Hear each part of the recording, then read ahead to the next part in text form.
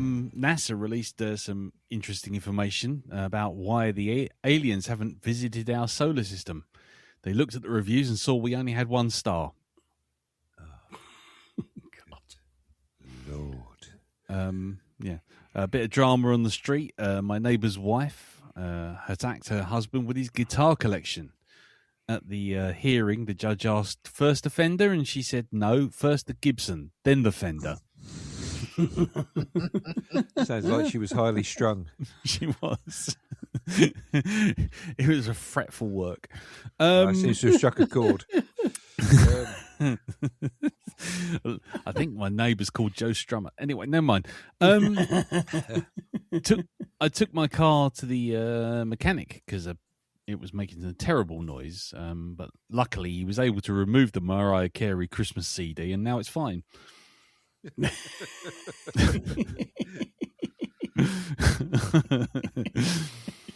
And finally, just planning ahead for 2026, I bought a world map, took it home and gave my wife a dart and said, wherever the dart lands, I'm taking you on holiday. And as it turns out, we're spending 3 weeks behind the fridge.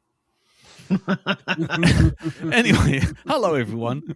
Welcome to the Black Dog 243. I'm Lee. I'm Darren. I'm Jim. I'm Elton. And this week, we'll see how everyone's week's been. We'll see if there's any feedback for last week's movie, which was Madam Web.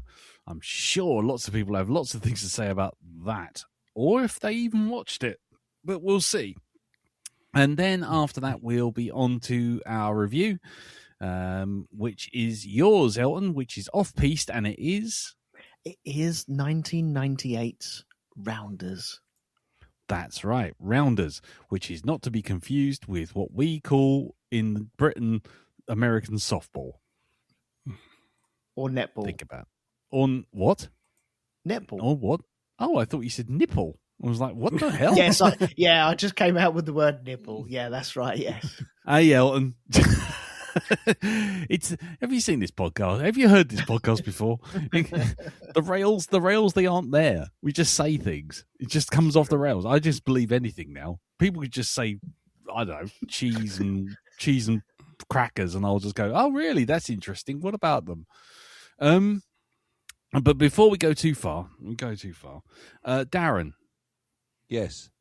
I'd like to present you with this chocolate coin. For the black. Hold it. Start that again. I'd like to offer you this chocolate coin. Ooh, the black dog medal of peace. Yeah, well, it doesn't exist. Put it on. I'm going to put it on. Go on, put it on. There you go. It's fuck all. It's not actually a real piece. It has precisely -0 value. And it's just been created for my very, very poor and weak ego. Yes. Yeah. In a nutshell. The fragile thing that it is. It is. To make me feel fucking special. Do you feel like a special little boy now? I feel like a special boy. Special as in plastic knives and fucking forks. That's what I feel special. Well, and anybody that receives something like this as a Nobel, as a Peace Prize, should feel fucking special in the plastic knife and forks way. Nobel, no actual prize. Thanks very much. Anyway, so please accept it. This long-standing, long-running, never before seen prize that doesn't exist. Please take it. I will take it, but to my along with me to my never existing place of prizes. Right. Is it near the microphone, which is where you're not? Yeah, I am now. Lovely. Brilliant. So I'm a little bit distracted. I know you're going backwards and forwards. I'm building my little Spider Gwen. Sorry?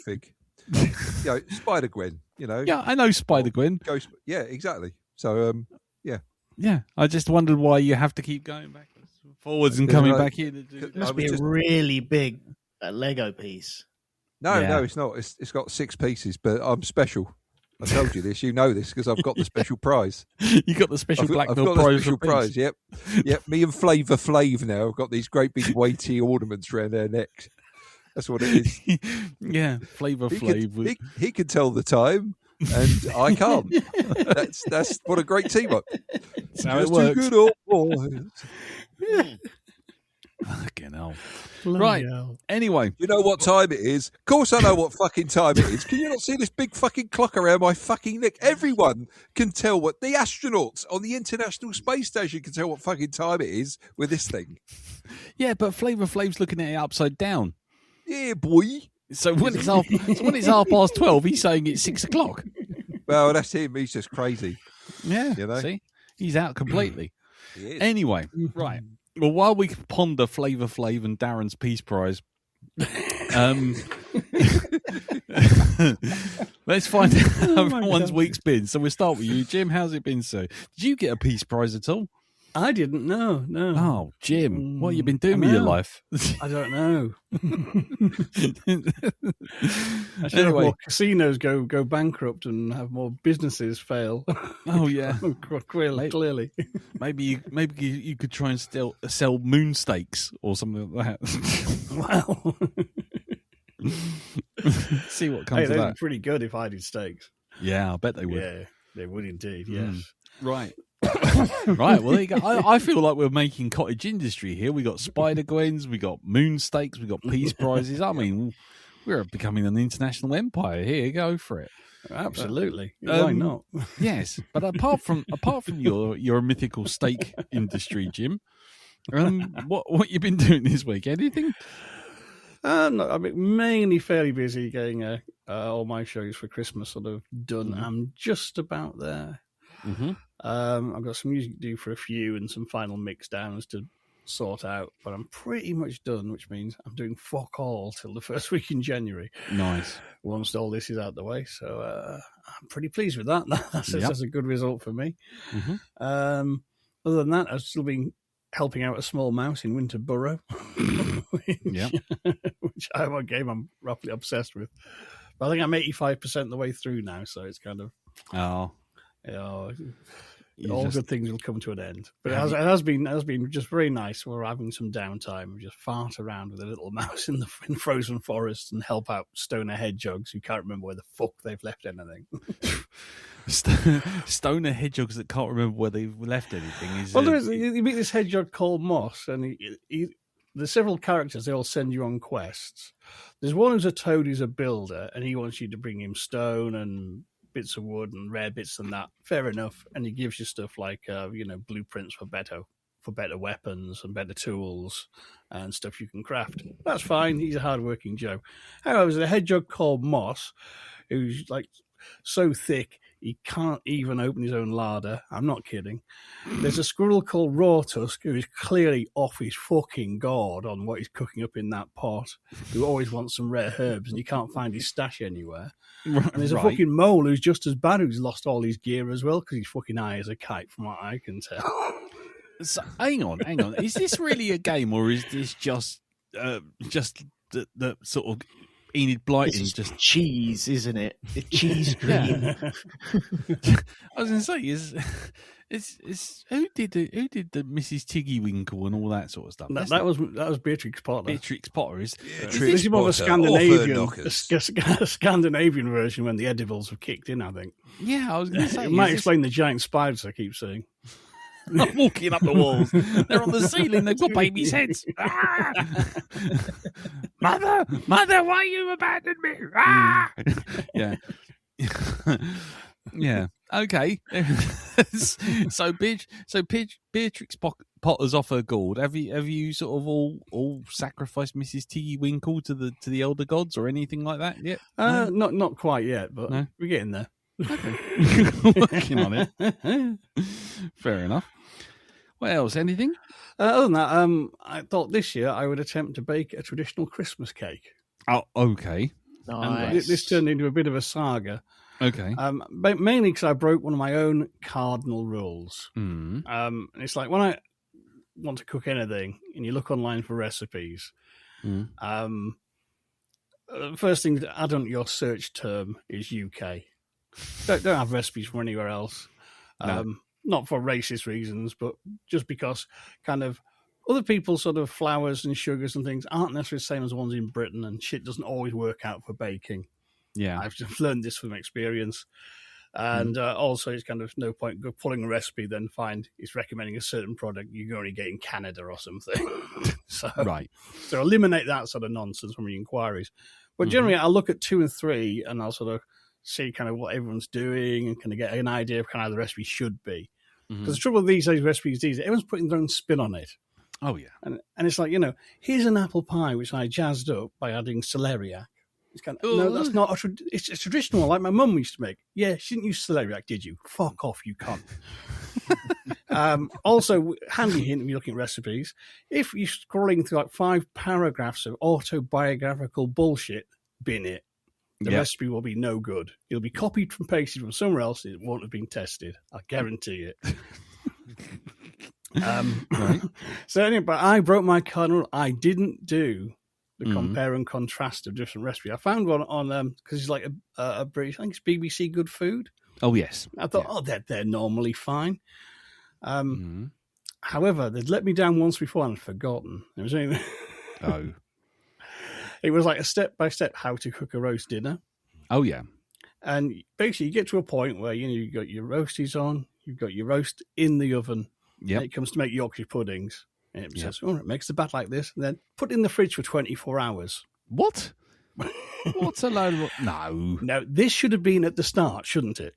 No. But I'd forgotten. I mean, I don't need to know how to make Yorkshire. I can do Yorkshire puddings. That wasn't an issue for me. I'd made my batter the following morning. It was cooling nicely.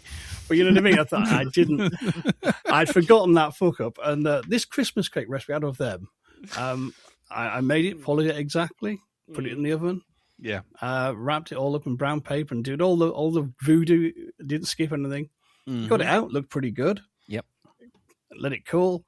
When I came to take out the tin, it literally just fell apart because it wasn't cooked in the middle. Right. Which I was not best pleased with. No, as you can imagine. Yeah. And then when I actually looked at some other recipes, I discovered there was too much fruit in this one by a good 200 to 300 grams. Right. There was not enough flour. Again, short about 200 grams. Yep. And the baking time, all the other recipes, like I said, cook for 4 to 5 hours. This only said to cook for 2. Oh. And it's kind of, which fucker did this? Yeah. You know what I mean? I need them destroyed. I've got a large parcel of undercooked Christmas cake you can fucking have for free. Yeah, cover it in brandy and leave it burning on their doorstep. But so I did my duty. I had another go. Right. And it came out beautifully. And it's now wrapped up in a tin. And as is traditional, is getting a drink every week to make it super moist and alcoholic, as it should be. Much like the much like the cook, yes. And, oh yes, so it's all. Yep. So I'm really pleased with it. It looks like it's going to be really nice. It's kind of nice. This worked really well, brilliant. Basically used Delia Smith's recipe. Oh right, and okay. She's very good. It's kind of this works. You know what I mean? This is a proper recipe that's been tried and tested. And it came out a treat. So there you go. Cool. I hope you brought enough for all of us here, Jim. Oh, it's quite a large cake. I might be eating it till next Christmas. Using it as a starter for your next cake. Well, quite possibly, yes. Yeah. Nice. Cool. Anything else, sir? No, I think I'll leave that there. Okie dokie. What about you then, Elton? How has your week been? Pretty quiet, but we did go out to the pub on Friday. Okay. 5 of us went to the pub. And I just want to play a little game of how much do you think that cost? So let me. This crosses over into my week. Yeah. Okay. Go on. You can tell there's not a lot going on in my week because I'm playing this game. But okay, 5 of us. Yeah. All adults. Yeah. Into the pub. I think there were 2 bottles of wine bought. Oh, okay. Okay, wild cards. Right. Are we in London or are we out of London? We're in my village. Oh God, this is worse. Yeah. I can vouch for this. You don't get parcels from the outside world all that often. Yeah. It's true. What is this ambrosia you have given me within this bottle? Ah, look, it's red. It's red. It's ochre colour. Oh. There were 3 hobbits. A guy called Strider in the corner. The man with the very long pipe. Yes. Did you get anybody complaining that they'd missed the dartboard? You made me miss. Yeah. No, dartboards haven't been brought up here yet. Okay. Has this not been introduced? No. What's this newfangled game you're playing here? I'm These planning on through the air. I'm planning on inventing it. And patenting Next it. week. Yeah. Do Guys, what was it? Maid Marian. There was wasn't it Tony Robinson? Yeah. One of the guys. He was called Snooker, and he invented. He was given a load of coloured balls and 2 sticks, and he went, "I wonder what I can do with this." Yeah, made Marion a merry men. Yeah. I know what I'll Love call it. Stick ball. Holy pop pot.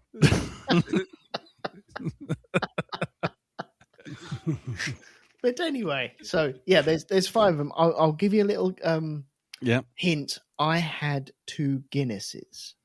Right. Okay. So that's 14 quid straight out of the That's back. a mortgage. So how much are we thinking that we spent? So 2 bottles of wine, 2 bottles of red, and 2 Guinness. It was white. Not white. Red. Okay. 2 bottles of white. Okay. Well, we'll go provincial first. Jim, what do you think is spent? I'm looking maybe like 40, 45. Okay. Dow, what about you? Okay. Right, I'm going to gauge it by my experience this week. Yeah. Because I too went to the pub with my dad to take him out for an early birthday meal and everything. I bought 2 pints of lager shandy, which came to, drum roll, 17 quid. Right, okay. That was in Blackheath. Oh, yeah. That was in Blackheath, right? Okay. That was the was it? Were you driving, Darren? No, didn't want to. I thought to myself, I'll get something cheap because I know prices have gone up in the pub. And I stood there. I'm not joking. I felt my soul leave my body when they told me how much it was. Yeah, well, lemonade costs a lot in Blackheath. You've seen that fucking Doctor Strange film where the ancient one hits him in the chest and his spirit just flies out the back of his body? That was me. That's what I felt like. It's like you were going on a spirit quest in Madam Web. Yeah. So, how much do I think it cost? I think it cost over 100 quid. Fucking hell. Okay. I reckon that it's over. It's around about 98 to 100. Around about that. Well, I would say a bottle of white wine. If you're just going for your house wines and all this kind of thing, I reckon you're talking about between 28 and 30 quid a bottle. So probably 35 at an outside. So that's 70 quid for 2 bottles plus the 14 quid for the 2 Guinness. I'd put it just shy of 100 quid or thereabouts. Wow. This actually cost me £109. Oh, look at that. Look at that. Look at my estimation skills. And I was like, okay, I'll stand up. I'll go get the tab. And just walked up there and went, yeah, can I have the tab, please? And she was like, I thought you were going to say you just walked straight past the bar and walked out the front door and just kept walking. I left my mortgage in the other car. Be right back. You did a Bruce Springsteen. And I never came back. Sonus payment. Yeah, Bruce Springsteen, like the streets of Philadelphia, just me just walking down the street. Was it? No, got a wife and kids in Baltimore, Jack. I went out for a ride and I never came back. I went out for the tab and I never came back. Yeah.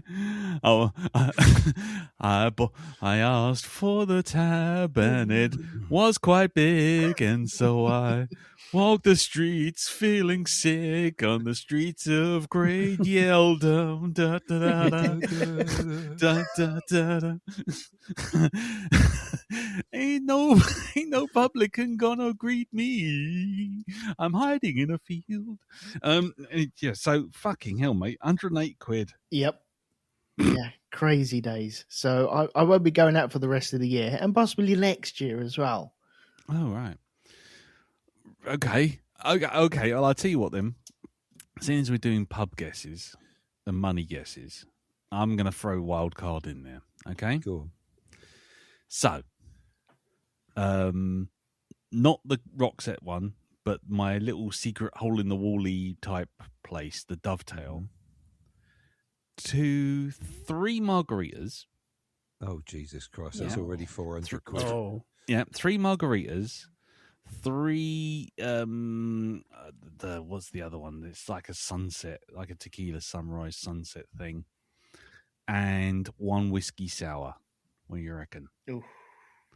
So basically 7 cocktails in total. That's 240 quid, I reckon. I'm being serious when I say that. Okay. 240 quid. Okay. Okay. What about you, Elton? What do you reckon? How many drinks were there? Basically 7 cocktails. Ooh. I reckon £120. Okay, Jim. Hang on, I'm just getting my calculator out. Yeah, I'm Just going to getting go Google AI to sort it for me. Yeah. Go on. I reckon 210 quid. Right, so I said 240. You're 210. And how much did you say, Elton? 120. 120. Yeah. Okay. Elton's pretty much on the money. Wow. Right. It doesn't matter which one of us is right. It's still extortionate. It is. Yeah. It is basically Alien versus Predator out there. Whoever wins, I lose. Yep. That's the fight. That's it in a nutshell, isn't it? Okay. If we're doing the price game, right? Okay. Along with the Lager Shandy. Okay, me and Dad were like, okay, let's get some food. Let's get a bite. I feel like we need Dow Winton here. I think we should, yeah. To do like the Price is Right or Supermarket Sweep or whatever it is. Leslie Crowther, come on down. Cheeseburger and chips. Nothing else. Cheeseburger and chips. Yep. Served on a fender from a 1970s Volkswagen. No, actually, it was served on a piece of slate made from that great big meteor that's a comet that's flying through the galaxy. 3i at the moment. Atlas. Yeah, that one. It was chipped off of there and lovingly sanded down by a tribe that had not actually met any Westerners at all on an island out in the middle of the Pacific. And then brought back over by a bloke wearing a beanie hat, a pair of jeans that have been rolled up at the bottom of the legs, wearing braces, and a shirt with a very tiny moustache as well, on a unicycle, on fire, while playing a fucking flute. Playing 99 Luff balloons on the flute. Yeah, something like that. Playing something ironic. On an instrument, yeah, exactly, which isn't ironic. Okay, so basically, burger and chips in Blackheath. Yeah, so cheeseburger and chips, right? How much do you think that was in a pub? How much? This is not a high class restaurant, right? Okay, with chips, right? With a small silver container of chips. How much do you think that cost? Okay, let's go around again. Price is Right. I really wish I had the Price is Right jingle at this point, Jim. Oh no, that's play your cards right. Play your cards right, isn't it? Yeah. Now go on, Jim. How much do you reckon? Two cheeseburgers and chips in a pub in Blackheath, which is not just 2 chips either. It's like more than 2 chips. Two so cheeseburgers. Are the portions of chips separate from the burgers that are their side? no, it's not a separate order. They did actually come with the chips, and they hadn't taken the top of the burger off and laid it on the plate to make it look like you got more than you actually have got. Right? Okay, it is also some worth cheeky fuckers do. It is also worth mentioning that, for context, that Blackheath is like one of the richest areas in southeast London. It is the trappiest of tourist traps. I shit you not. No, about 80 quid then for 2 burgers. That's where my dad lives now, right? Yeah. So, how much do you reckon? Jim reckoned 80 quid. Cheeseburger and chips. What do you think? Two of them. We did 2 of them, but we might as well just go price per meal, right? So, how much do you think a cheeseburger and chips would cost you? I would say a cheeseburger and chips in Blackheath would cost you somewhere slightly north of about 25 quid. 25 quid. Okay. Anyone else? I was going to say £23. 23. Yeah. Bollocks, I'll go 30. Oh, Jim's topping me. Higher. Jim's topping me.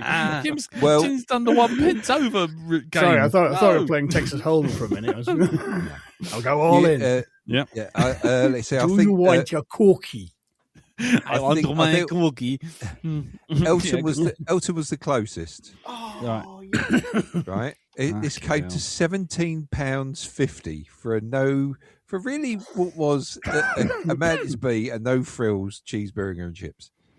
I mean, it was nice, but it wasn't £17.50 nice. I'm telling you now, in Blackheath, you've done well. Yeah.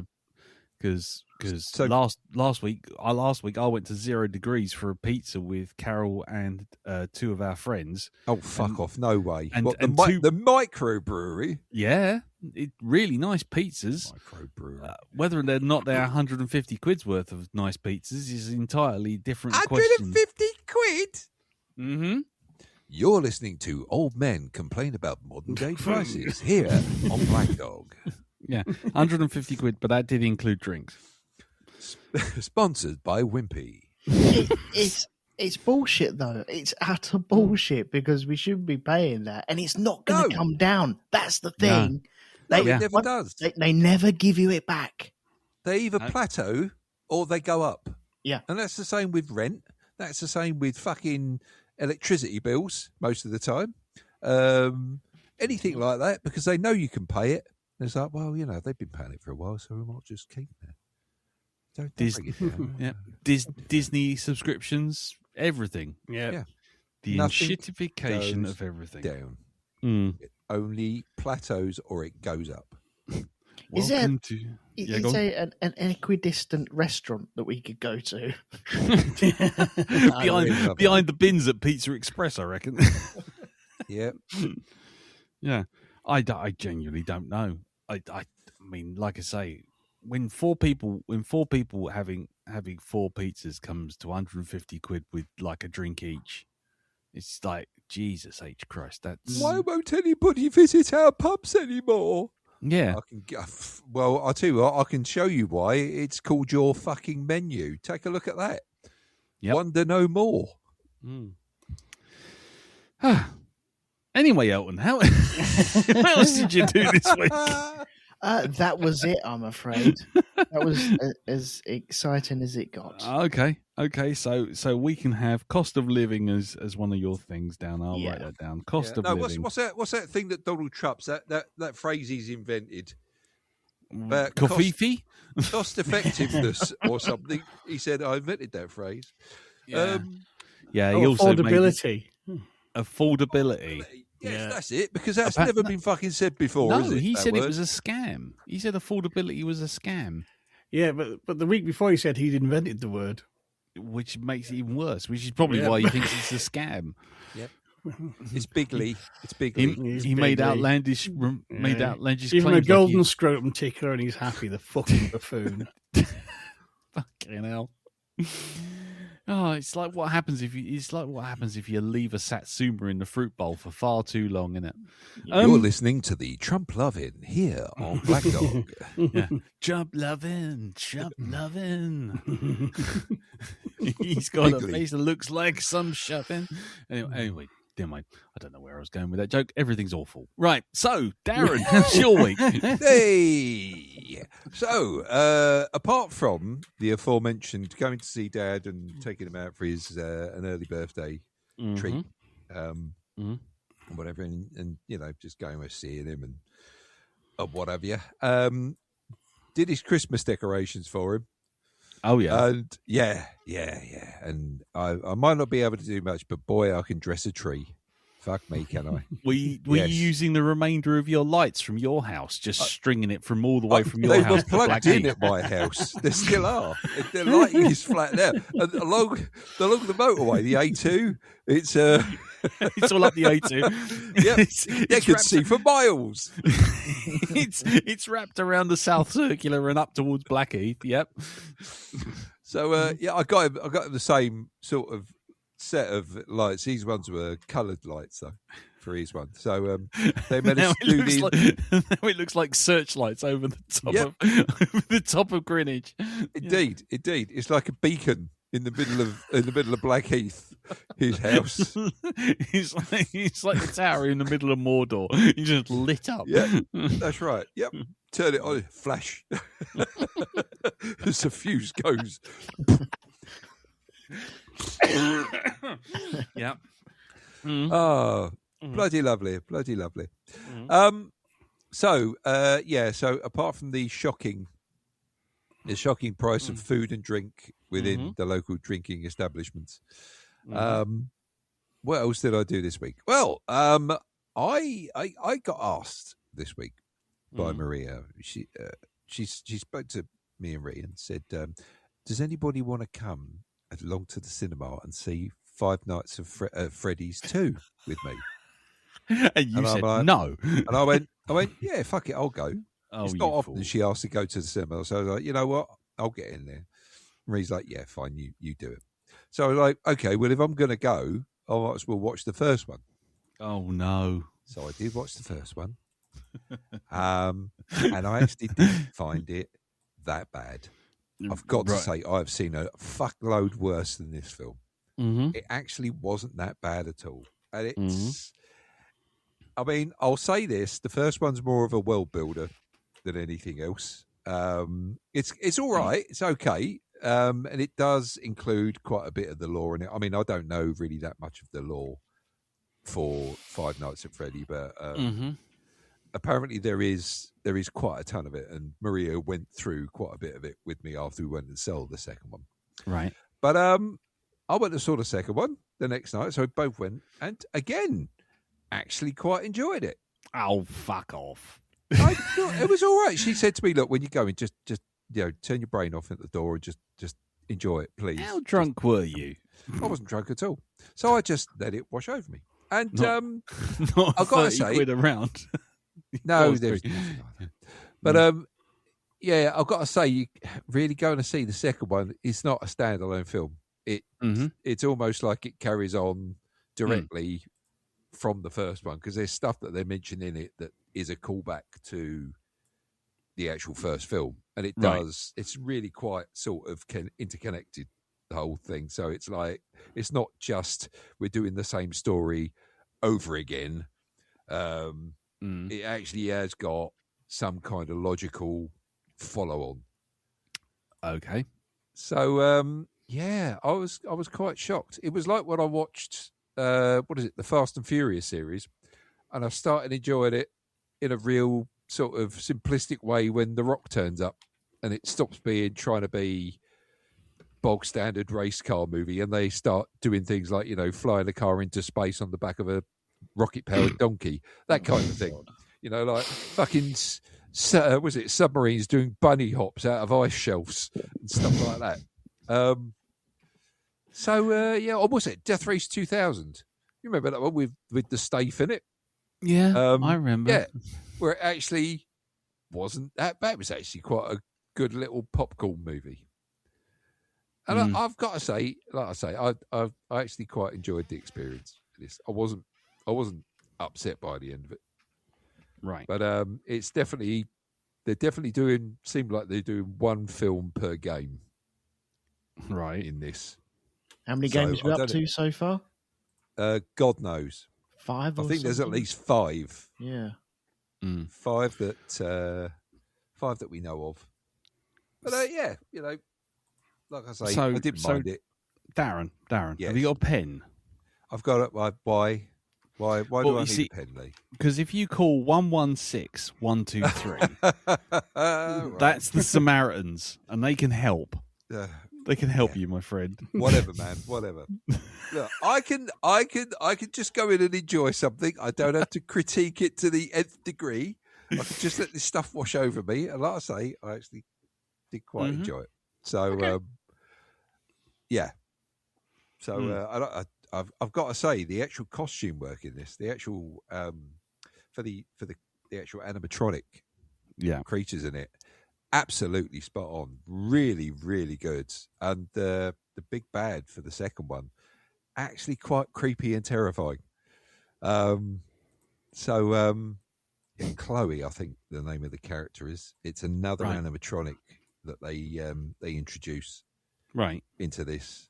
That's like a marionette, and it has its way of controlling the other things that are within Freddy's.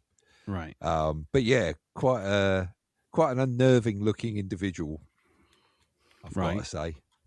So yeah, that was fun. Okay. A lot of fun. And now we come to Darren's adventures within video games. Oh yes. Now you remember a little while ago I told you about Icarus, the game where I set something on fire, didn't realise I was standing in it, and then ran about a wooden house, literally setting that alight and burning everything I built throughout the entire game to the ground. Yes. Yeah. Well, I found another one of those. It's called Forgotten Skies. Right? Is it called Forgotten Matches? Lost Skies. Lost Skies. Right. From what I can gather from the story, there were 2 races on this planet. I think one of them was an invading force. Right. And the race that's originally there, the indigenous one, had to leave. So they got out of there and they went away for a while. And then this story picks up where they come back to their planet. Now, when I say planet, it's more like islands. These things are all floating islands in the middle of the air. That's it. They're in there's clouds and everything around them. But it's a bit like, you remember Flash Gordon? Oh, yes. Yeah, it's like that, where like Arborea and stuff like this were literally like floating islands. Yes. This is the same thing. And so what you're charged with doing is coming back and reclaiming all the islands and taking the place back. Okay. What kind of game is it, by the way? It is. It's one of those. You're given like a spoon and a pair of pants to start off with, and you have to craft and build stuff, and you go off and you discover things and whatever. Is it like first person or? It is first person. Yeah. Okay. But what you can do with this is what you get in this is you get an airship, right? You get like a sailing boat, but it flies through the air. Right. Okay? You build it up and you actually go through the tutorial in the game. It is literally missions they take you through, and you're slowly working around to getting this thing built. Right. Okay. Now I built one, and it's like, look at that! Oh, this is great! I can now go to all these other islands that I couldn't get to before. You also get a thing like a grappling hook as well, which you can fly. You can help you sort of like traverse between islands and also up large structures and whatever. So it's like, oh, this is quite good. This is not like, fucking a Bethesda game where you have to try and find the right 3 pixels to stand on to get up the side of a mountain. You can literally do this with anything. Like, fuck it, I want to go up there. That's where I'm going. Thank you very much. Yep. Good night. Nothing is off limits. Right. Okay. And you go through and you do various puzzles to try and, regain these various islands that you come across. Right. So now that's in itself is not a problem, gaining the islands. What is a bit of a problem is sailing the actual ship. Right. Because they don't give you much to play with when you you build this. Okay. And so what you do is you get on your ship and everything like this, and you build sails. Okay. So it helps propel you through the air. And to begin with, you've got to literally, depending on how many cells you've got to take them and raise them, each one in turn, and your ship gets faster and faster as you do this. And fortunately, if you hold down I think it's the left trigger button, it slows the thing so far down that it closes the cells for you. Right. Now, this is all great and good, but I went a bit off-piste with this. Okay. I went to where I shouldn't have gone. I flew off into the distance thinking this thing I was trying to find was way over there. No, it wasn't. I went well off the beaten track, right? It got to a point where I'm literally stuck in the middle of nowhere, and I'm trying to see where I am. So I press X to let go of the steering wheel, and you can see your character then backs away a bit. But the thing is, the turning circle's a bit too quick, right? And if you move the joypad wrong, it's sort of like their movement is quite aggressive. Okay. And I fell off the fucking ship, right? So I'm falling through the air. I've missed the grappling hook opportunity to get back on the boat. And I'm like, oh, fuck, no. Oh, all right, fine. I'll restart my character or respawn it back on the boat. Now, what happens is when you do that and you kill yourself, what they don't actually tell you is all your loot stays where you died. You actually where you died. Basically, where you press the button for respawn, it stays there. It just hangs. So there's now this bag of loot hanging in midair.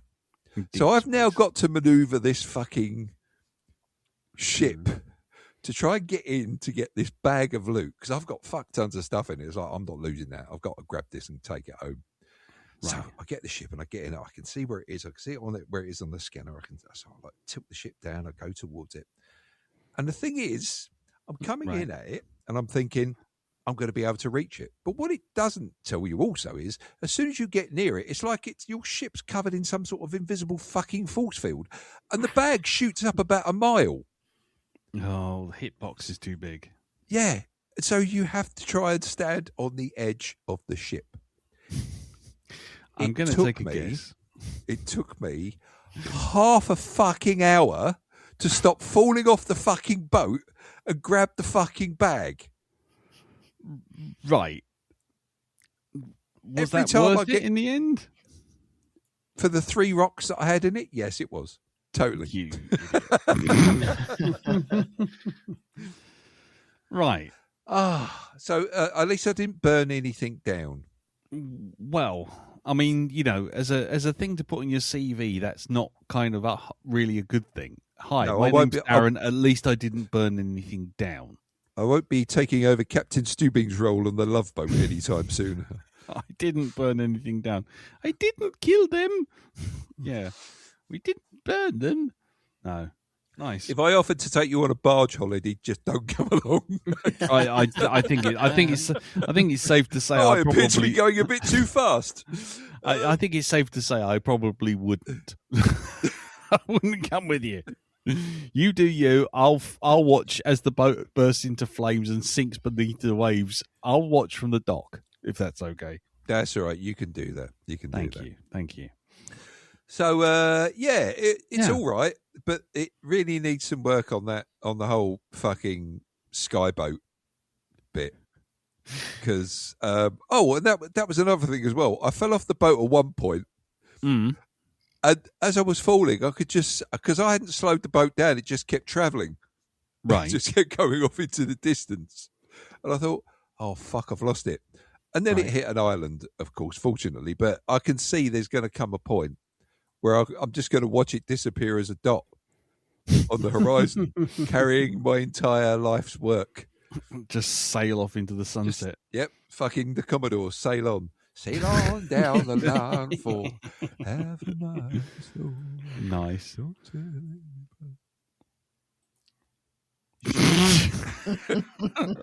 Lovely. I'm going to try chasing after it. I know. And it's like, I'm going to go for it. And it's going to be leaping off the edge of an island to go reach for it. And I'm just going to miss it by a centimetre. Yeah, all I can think right now is that you're Wile E. Coyote and you just trying to swim through the air as you fall to your death. It's that sort of where it stops in midair and you see the feet running. Yeah, that's it. You know? You realise where you are. Once you realise gravity takes hold. Nice. Yeah. Cool. What's that on? A good job that was a freebie. That's on the PC. That was free with, that was part of the Humble Bundle choice for this month, which is, if you go to humblebundle.com, you can get it for around about 11 quid. And it's called what again? It's called Lost Skies. Lost Skies. Right. Yeah. Okay. Cool. I'll avoid Lost that Skies. Then. That's what I was just about to say. I'll give that a swerve. Oh, of course, the other game I played very quickly. Okay. No, I'm Not Human. Hey, I got you to play it at last. Yes, I bought the game because it came out as a full thing, so I went and got it. Yeah, how would we describe this game, Lee? What would we say the plot is? It's alien creepy invasion. As fuck. Yeah, creepy as fuck. You are a hermit that lives in his flat after an alien invasion, and you get various people who are trying to get in for protection. Your safe house. Indeed. And you have to decide whether or not they're human or not by just asking them a few basic questions. Yep. Indeedy. Now, just looking at them is not any way of indicating whether they're normal or not, because they're very stylized drawings and they all look fucking weird. Yes. What's the best way I can describe them? They're a little bit like, in some cases, because they smile really creepily. Junji Ito. Is it Junji Ito or Juni Ito? I can't remember. The guy who did This Is My Hole. I loved my hole. Oh God. Yeah. I was thinking more of the Titans from the Attack on Titan. The way they look. With big smiles. Junji Ito. That's it. Yeah. When it all goes a bit on the wonk. Yeah. But anyway, go on. Yeah, carry on. But how many times have you played it? Well, I got a couple of people in, and I thought I was safe, and then it turned out I wasn't. And that was the first time, and the second time I refused everyone, and then a bloke knocked at the door, and then informed me that I was basically doomed. And then a third time, and I thought I haven't got the mental capacity to be scared for that long, so I'm just going to stop. So I've played it precisely 3 times. Well, once was about an hour and a bit of play, and then the second time was a big old sort of long haul of me telling everyone to fuck off until supreme creepy dude turns up, kicks the door in, and basically punches me through the sky. And yeah, go on. You see, that's not the way I went out. No, not the way. No. There's at one point while you're playing the game, there are certain characters who you really don't let in, right? Yeah. And there's one in particular that keeps reoccurring. I think you've mentioned it there. Yeah. He comes back and he's really quite over about the fact that he's not human. Yes. And he keeps asking you the question, "Are you alone?" Yes. So if you know what's good for you, you'll say no. No. Every time he asks that question, just keep saying no. But it wasn't him that took me out. I had some fucking gun nut who was going around dishing out his fucking style of justice on anybody he thought was a visitor. Right. And in the end, I think I upset him, and he said to me, prove to me that you're human. And so you've got various different ways of proving to them that you're human. And I, like an idiot, showed him my teeth, because the teeth are that's right. Can be a bit of a giveaway. If they're too even, aren't they? If they're white, if they're bright white. Apparently I'd looked like I'd been scrubbing my teeth with Sillet Bang because there wasn't a single stain on them at all. And then it comes off where there's this standoff between me and him, and they show you even both sides of the door. So you've got me on one side holding my shotgun and him holding his assault rifle, and we both basically take each other out. And that was how my game ended. Oh. Okay. Yes. Did you actually shoot anybody in your? No. Like I say, the first time I was happy letting people in, trusting everyone. Yeah. And then the second time I was telling everyone to fuck off, and you Mr. Are You Alone decided he'd had enough of being told no, and decided that the door was coming open one way or the other, and I was going out, and that was the end of that. Got you. So I haven't shot anyone. Oh, I popped a cap in a few people's asses. Me. Yes. Because nice.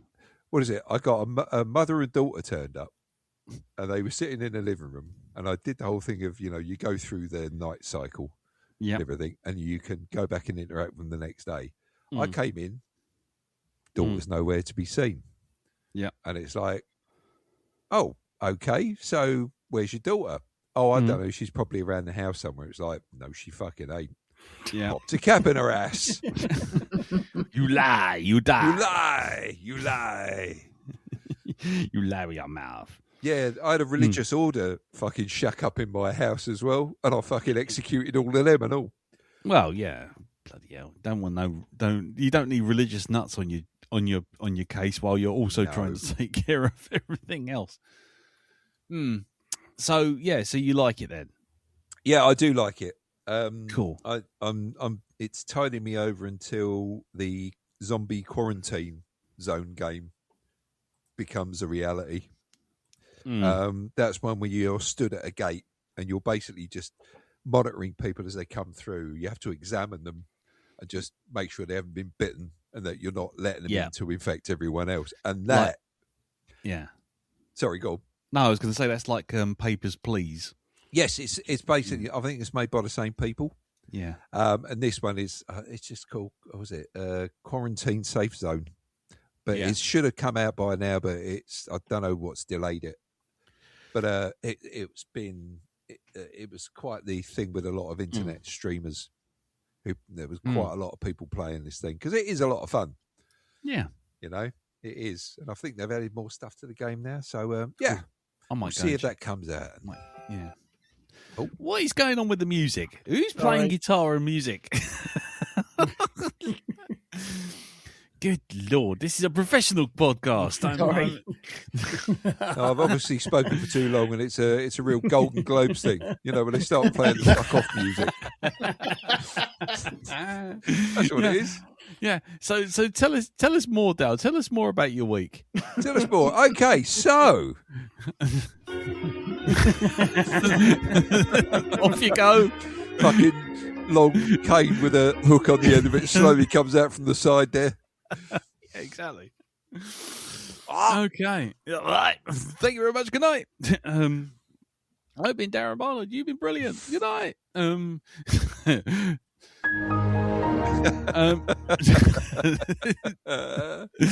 I fucking love that.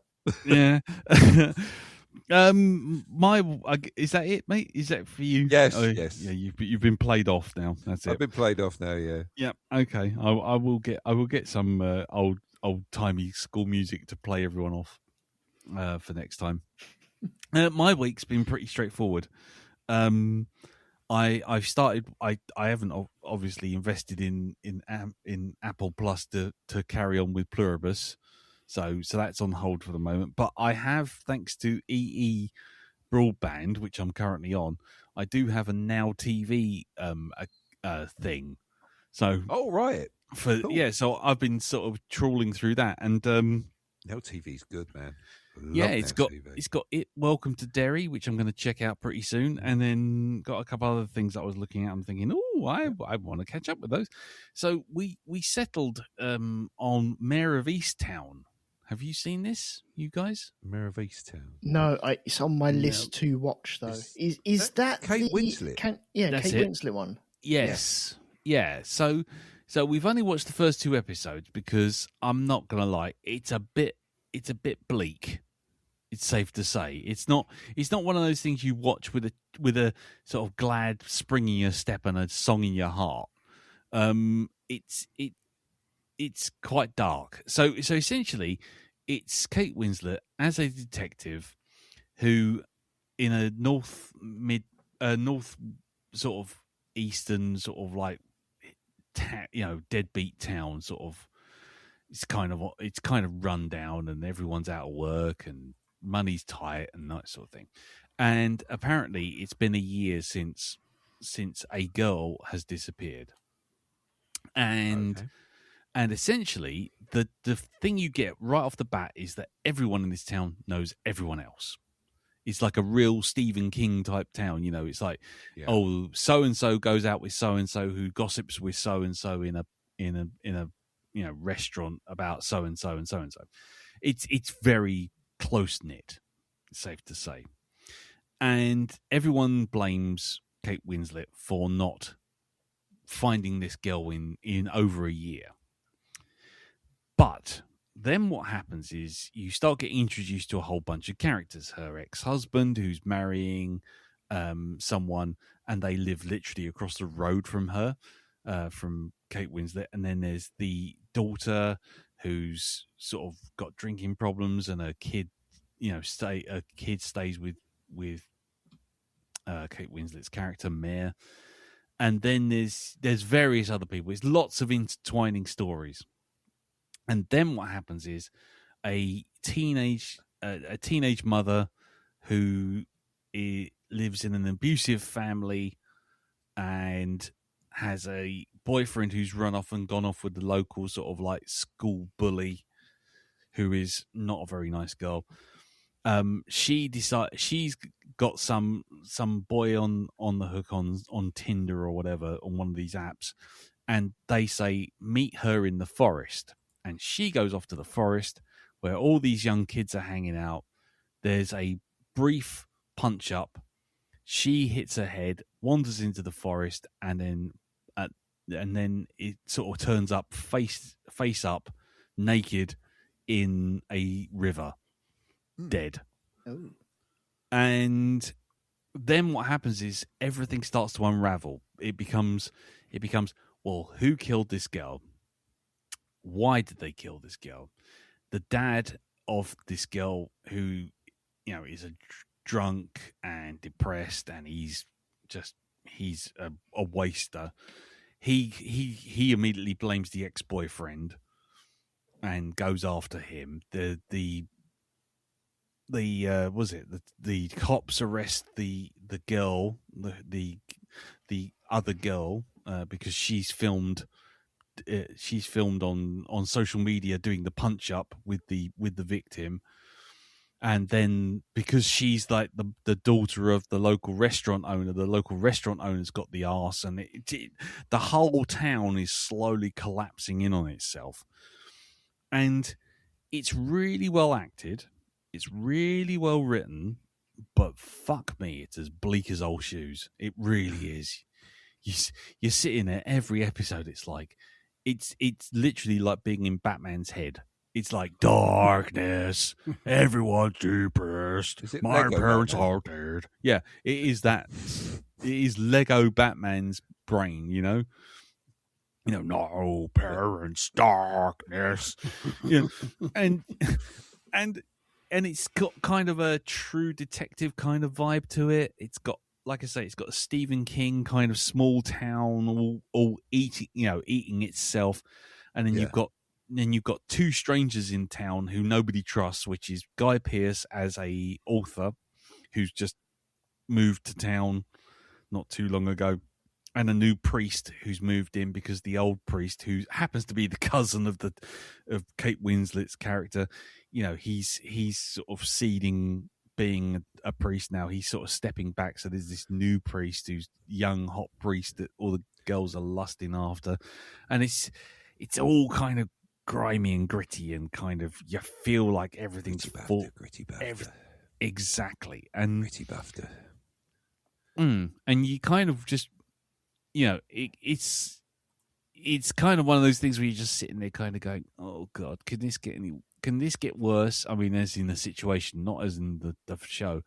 And every time something else comes out, you're just thinking, oh God, I just love to just see a clown run across the street going, or Mr. Tumble do a sort of barrel roll or something, just something to lighten the mood. I'd even just take a photograph of Frank Drebin just rolling down the road in cold wind or something, because it's bleak. It's really bleak. But yeah, so we're gonna carry on with it, but it's just like, oh my god, you got to be in the right mind for it. Yeah. The second and that's thing on Apple, is it? No, that's on Now TV. Now TV. Sorry. Okay. Yeah, and like I say, if you've got the Now TV just TV package, you can get that, and you get all the sort of things like White Lotus and all these other things that I've been meaning to catch up on, like Succession and all this kind of stuff. Yeah. So yeah, so that's kind of where I am with that. The next thing, went to on Sunday, went to London. London, which was kind of nice. Just potter around there, and then we ended up at the Prince Edward Theatre to see a live filming of the Kermode and Mayo film podcast. Which was quite good because they had as guests Jason Isaacs, who was wandering around, who was coming to you live from a convention in Ohio, right.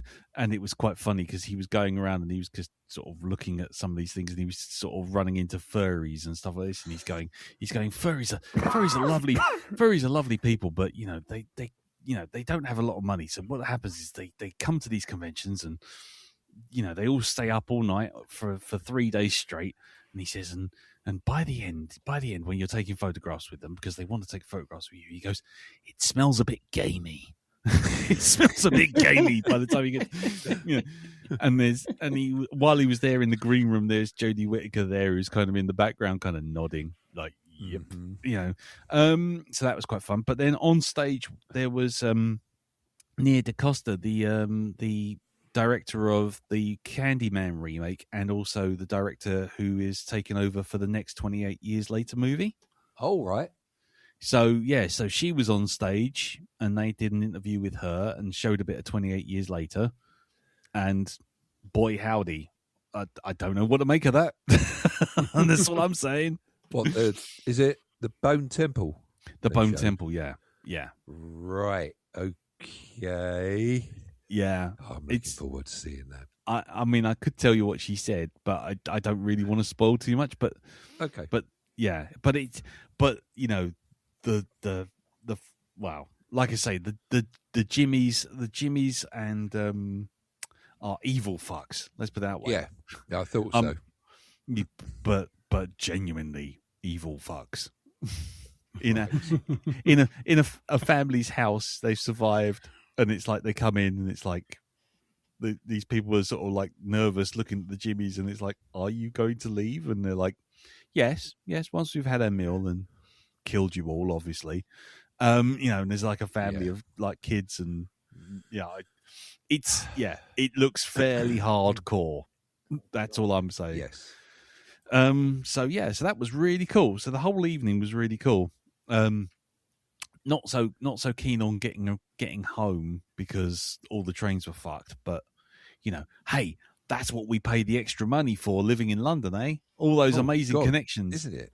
Yeah, it's brilliant. While we're talking the cost of living, and finally, speaking of cost of living, last week I was sitting in my little dining room / office at my parents' house, and I made a mistake of standing up and stretching my arms up in the air and hitting the light above, because it's only like a little bit. I mean, that's fine, I hit it. And so Mum, bless her, said, been meaning to change that light for a while. I'll get a new light. And I'm like, okay, that's fine. I can just install that. It's no problem. So she orders a light. I get it, screw it into the roof, follow the map, the old wiring map. Yeah. Turn it on. Every single fuse in the entire house goes bang. I'm like, right, okay. So we take the light down. I reset all the fuses. I make safe the the now taken down wires, turn everything back on. It's all good. So it's obviously the light. Fine. Send the light back. Get a new light. This is today. It turns up. Wire it in. Nothing. Not a thing. Denied. Nothing. Not a thing. Tried, and then in typical me fashion, maybe I did wire it wrong. Turn the wires round. Turn it back on. Nothing. Okay. Each time I'm turning the fuses off and on, so I'm trying to be as safe as I can. I have learnt. Eventually, Mum says, enough. You've tried. I appreciate it. But let's get an electrician in because, I don't trust this. So we phone up. We got Checkatrade, right. Checkatrade.com, trusted trade people. Yep. And we get on there and we go on. And then the nearest tradespeople are a company, and I'm going to name them because fuck them. That's what I say. Called Able Group. And what Able Group do is they're like Uber. They subcontract out engineers out of other engineers for things like glazing. So you got Able Group glazing, Able Group plumbing, Able Group, electrics, that sort of thing. Phone them up, tell them the problem. The lady on the phone goes, right. Obviously, last minute call out, 150 quid. What? Yep. So it's like, right, okay, 150 quid. Got to take my medicine. Was a problem. I probably caused it. Get the engineer. Come in. Fix it. Right, fine. Ordered it. He turns up. Lovely guy. He's got all the tools, all the gear. He goes, checks all the cables, checks it all through. Yeah. First thing he finds is that one of the switches, because there's two switches. There's one in the front of the room, and then there's one in another room, which are connected to the same switch. Yeah. First thing he finds, the earth from one of the switches goes straight into the live of the other switch. Jesus. Oh. Fucking hell. So how my mum has never blown herself up using this switch, I have literally no idea. And I thought, fuck me. But at least we know now. It's done, right? So he disconnects that switch, okay? Mm-hmm. Brilliant. He checks the second switch. The second switch, a cable inside the switch has broken. Presumably when the whole thing went bang last week. So it's like, oh, fuck. So if I'd just taken the switch off, stripped the cable back, put it back in, would have been fine. And that's exactly what he did. And the light comes on. Fine. He then puts the light on, turns around and goes, right, all done. And we're like, brilliant. Thank you very much. 150 quid. Here you go. He goes, no. You're like, what? He goes, well, you see, the 150 quid was for according to the report, fixing the light. And when I say fixing the light, I mean fix the problem with the light. Mm-hmm. What he means is fix the light to the ceiling and turn it on. Oh. What? And then comes the kicker. Now, you're going to love this. Every other action, which is an electrical fix, so the earth on the first switch, the second cable, the broken cable on the second switch, each one of those actions was a further call out of £90. What? So, by the time he done the original 150, which was basically put the light in the ceiling with the cables in, that's 150. The dimmer switch, the one with the earth in it, disconnecting that, 90 quid. Then finding the broken cable in the other switch, 90 quid. He was there approximately 25 minutes and he charged us, with VAT, £408. Fucking hell. Yes. I hope you got on there and wrote him a wonderful review. As you can well imagine. That's £16 a minute. Yeah. I'm in the wrong business. The wrong job. Yeah. Yeah, exactly it. Exactly what we said. And then, but then he said, "Oh no, we can't take that off for cash. I'm not really part of the company. I'm literally here. I'm going to give the invoice back to the company. The company will get in contact with you, and you pay the invoice over the phone." So he phoned up and then noticed that in the invoice it said there's an OAP discount, and they knocked 10% off. So we got it down to £368. Big whoop. That's bullshit. Fucking right, it's bullshit.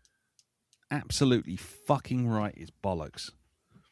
And the thing was, if he had told us that it was 90 quid every time he did something, we would have stopped him dead and just gone, right, fine, thanks very much, you've attached the light.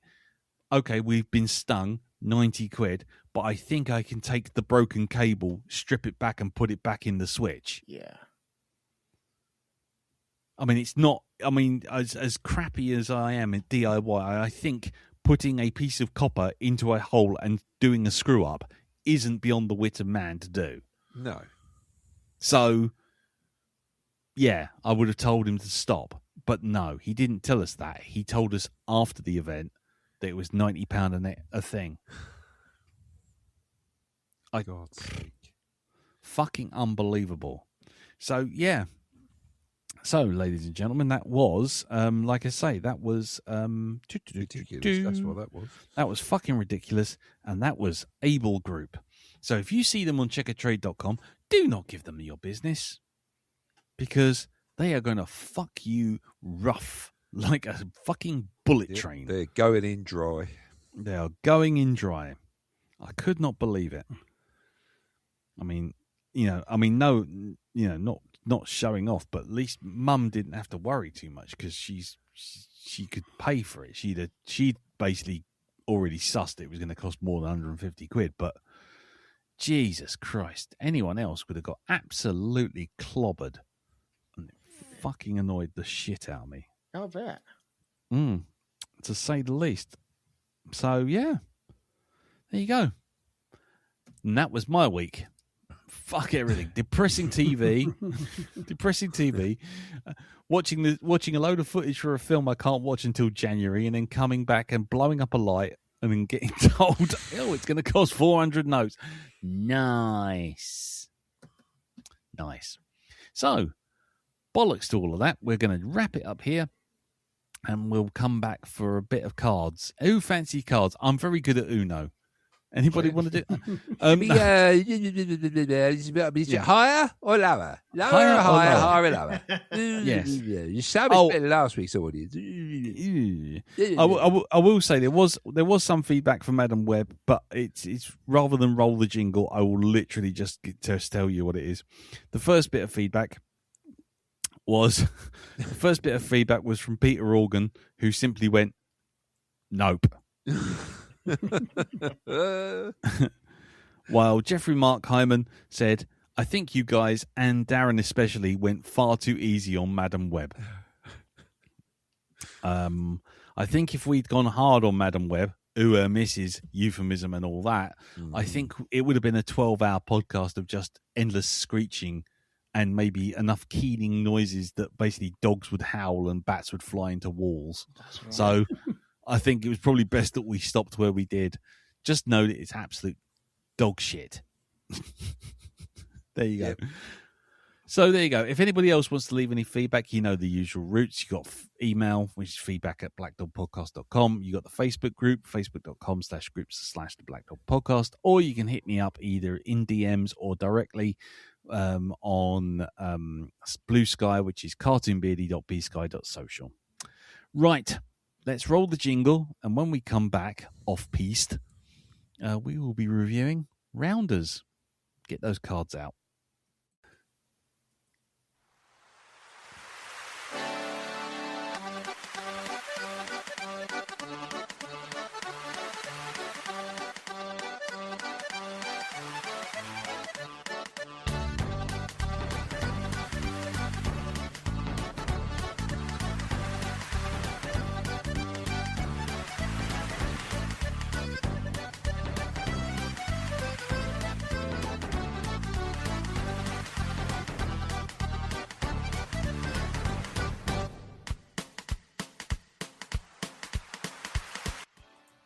We're not having it wrap around again. It was funny once. Anyway, Rounders is a 1998 American drama film about underground world of high-stakes poker.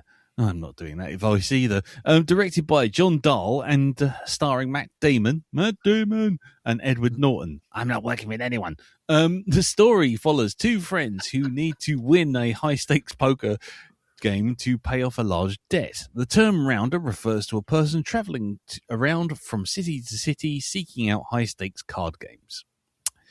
The film also stars John Turturro, Famke Janssen, Gretchen Mol, John Malkovich, and Martin Landau, aka Commander Koenig from Space 1999, which he will always be forevermore. The budget, the money, the high rolling stakes that they put down is $12 million. Now, this is 1998. So, how much do you think it made, Jim? 16 million Oreo cookies. 16 million Oreo cookies. Would you like a cookie? You can have cookie. Do not touch. Do not touch cookie. Nice. What about you, Dal? What do you think it made? I think it made 2,000 overdone Russian accents. Do you think the accents were a little overdone there, Mr. Yes, Barnard? they are a little burnt around the edges. Yes, Mark 4 for 2.5 hours. Oh God, no! I can feel the voice slipping. No! It's going to start getting very. No, don't. Back away from any further. Back away from any further accents. Gravity's pulling it in. My neighbours will not be impressed. When it stops being Russian and starts sounding like the Kumars at number 12. Yep. Anyway, it's either going to go Welsh or it's going to go, somewhere else. Yeah, Spirit in the Sky. Right. So, Elton, what about you, sir? I'm not going to even bother trying at the moment. I think it cost, 7 rounds of being kicked in the face by coppers. Well, actually, you're all wrong. What it actually cost was basically sniffing a whole bunch of coke off of 2 hookers' tits while standing in your pants wearing a pork pie hat. Lovely. That's what it cost. And it was worth it every second. Every second. Sitting there looking at that, burned into my brain forevermore. Right. So let's go around the table. No spoilers. What everyone thought of it. Let's go to you last, Elton, because it was your pick. Let's start with you, Jim. What did you think of Rounders? Well, I must admit, I only ever heard of this film very vaguely. Mm-hmm. And literally, I didn't even know what it was about.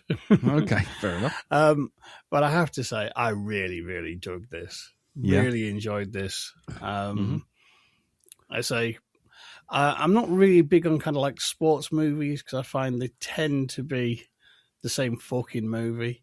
Mm-hmm. Underdog does good. Yep. But there's a certain breed of sort of sport-related movies, I'd say, like The Colour of Money, The Hustler, Slapshot. Yeah. And this fits in with those where you kind of, it's not so much about the game being played, but it's about going into the world surrounding the game, a world you wouldn't normally get access to. Yeah. And I always find those made it really interesting. And this was just kind of like, I just had an absolute blast with it. I mean, what a great cast. Beautifully told, well paced. And, well, now that's probably keep zip shut. But I particularly like kind of the story arc in it, put it that way. Yeah. I thought it was just really just nicely done. And it was kind of like, this was one of the kind of, I think it was like a really good meal out sort of film. You come away feeling full, satisfied, nourished, and think, that was really good. Yeah. Nice. Cool. Okay, then. Darren, what about you? I thought it was really, really good film. I didn't understand what the fuck was going on in most of it, but, you know... Like, oh, this is obviously tense. Yeah, I have no idea what was that he's talking about. I don't know. I don't play fucking poker. I have no idea what the fuck is going on here. But you know, you've got one up on him. Oh, okay. I believe everything you tell me. Yes. Yeah, I believe your bullshit completely. Yeah, it was good. Like I said, I wish I'd known a bit more about poker and various slang terms for it, but you know. Okay, cool. There you go. For me, I will say that I was pleasantly surprised by this movie. I'm like you, Jim. I don't dig sports movies. They tend to be fairly formulaic. I will say that all I know about poker is from playing the game Balatro on my phone. So I know about as much about runs and flushes and sticks and checks and all that kind of stuff as a dolphin knows about the stock exchange. But I will say I did enjoy it. I found it interesting and tense. The only time I didn't believe it, and the only time I thought, "Oh, come off it," was when Matt Damon was having a wet shave, and I was thinking, he looks about 12. How's he even got pubic hair, let alone a beard to shave with a wet shave? But apart from that, I was fine. Yeah. And John Malkovich's accent, man, seriously, where did that come from? What was he thinking? So you think he's a Dick Van Dyke of Russian accents? I think so. But I tell you what's really interesting, and I'll stop. But I thought it was quite interesting that science fiction films bend over backwards to do this kind of like, switch on the ossiphonic televerberator, which, as you know, is just like a nuclear reactor, but it's bright pink, or something like that. Whereas this film has no need to, no desire to explain anything to you. No. In fact, it had more science fiction language in it than most science fiction films. I was sitting there going, what on earth are they talking about? But slowly you get round to understanding it. And I really appreciated that. Anyway, so thumbs up from me. Elton, what about you? I flipping love this movie. I've seen it a number of times. I own it. And I think it does stuff slightly different than other movies have, especially these types of movies. I'll get it into it in the spoiler movie, but it's almost like a comic book as well, with the characters that you've got in there as well. Yeah. With like John Malkovich, over the top accent, I think is glorious. Absolutely love it. And he's chewing the scenery, but it's so good. And then you got the guy who's bought up all the debt as well. You know, he's like the comic book ruffian. And you're like, okay. And then Edward Norton, his character, it's all comic book stuff. I think it's absolutely brilliant. But I think it does a few things differently than these other movies have done. But yeah, we're getting to that in the spoiler zone. Okay, fair enough. Right, well, as Elton says, the spoiler zone. If you've never seen Rounders, I would suggest you perhaps steer clear of the spoilers, not because it's a particularly tough film to spoil. I mean, I think anyone who's seen a sports film knows kind of roughly where it's going to end up. But, you know, it's probably best just to kind of go in as blind as you can. It's also worth mentioning that you may have trouble finding this film. But if you don't, well done you. Pause the podcast, watch the film, come back. You've made that much effort. You might as well go a little bit further. Right. Okay, let's roll the non-existent jingle. Here we go. Shut up, Wesley. Needs to be louder. Shut up, Wesley. Put your helmet on. We'll be reaching speeds of 3.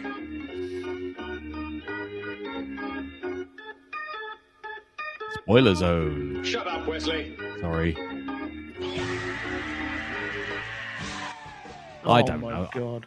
What's wrong with that? What's wrong with that? Well, flashbacks, numb flashbacks. Oh man, don't worry. It's there. It's waiting to go. I can press it any time I like. Shut up, Got a Wesley. pair of glasses on as well. I can just whip them off like that. Yes, exactly. Do my Eddie Caruso impression. Yeah, I have to say I do have to make a spoiler zone jingle. I really do, because me just randomly pressing buttons and just letting Monty Python play for 10 minutes is not really a jingle, is it? Maybe I'll do that over Christmas. Anyway, right. So spoiler zone, spoilers. So rounders, let me start by asking, and I'm not just going to ask it in a flippant way, but did you understand what was actually going on? And what I mean by that is the film comes in midway through a situation and we understand that he loses. That's right off the bat. Mm-hmm. But for the first 20 minutes, I've got to be honest with you, I found myself floundering trying to understand who this person was, what he was talking about, where it was going, and his relationship with his girlfriend. And we'll take it from there. And I'll start with you, Jim. Now discuss. I will sit back and drink my tea while you all discuss and give me content. Give me content for the next 20 minutes. Go, fly. I sort of picked up what was going fairly quickly, that kind of he is, for want of a better words, a card sharp. Well, no, he could be a card sharp, but he likes playing the game and playing it straight. Unlike Edward Norton's character, who can't resist pushing his fucking luck. Yeah. And it's that thing of kind of, he wants to do this sort of professionally, but he's sort of in that sort of strange league of kind of a strange world. Because I've seen things kind of about this before. There used to be a BBC sort of drama series. Right. At the end of the 80s. I can't remember what it was called now, but it featured a character like Ronnie Chance or something like that. He was like a professional gambler. And, basically there is this whole secret world of poker games where there's actually an awful lot of money on tables. You know what I mean? And if you're in the know in that circuit, you can just literally go hopping from place to place and just play cards and, pretty much as a permanent job. So I was sort of vaguely familiar that this sort of stuff does exist. I've seen it before in other stuff. Yeah. And so it's kind of, all right, I see he's kind of, he took a shot at, one of the big players in this sort of underworld poker scene, and he's lost it, and he's thought, all right, right, enough's enough. Yeah. I'm going to go straight. But, it's kind of, it's subtly done, but it is that old sort of like the hitman trope. I'd got out, but just when I thought I was out, they pulled me back in for one last job. Yeah. And it's more than that. It's him. He realizes quite early on, which is one thing I like about the movie. It doesn't. Other movies would piss around the entire movie and just have the end being, you know what? I like playing cards. Fuck it, I'm going to do it. Yeah. Whereas this gets to there fairly quickly, that he realizes that just doing the straight thing isn't him. Being a lawyer actually isn't what he wants to do. He's good at it to an extent, but what he's really good at is playing cards. And, so kind of, I sort of worked out where it was pretty quickly, and I kind of liked the movie for that it just sort of threw you in. And as it goes on, you begin to, you get more idea of kind of how it all fits together. Yeah. Like John Malkovich's character, he isn't just a card sharp and a big noise in the underground poker scene, but he's connected to an awful lot of dodgy stuff. Yeah. Yeah. And likewise, John Turturro's character, he's basically a professional card player. That's kind of merely what he does. And that, pays all his bills, but, he knows his level, and he's trying to be a mentor to Matt Damon to, say, kid, you're good.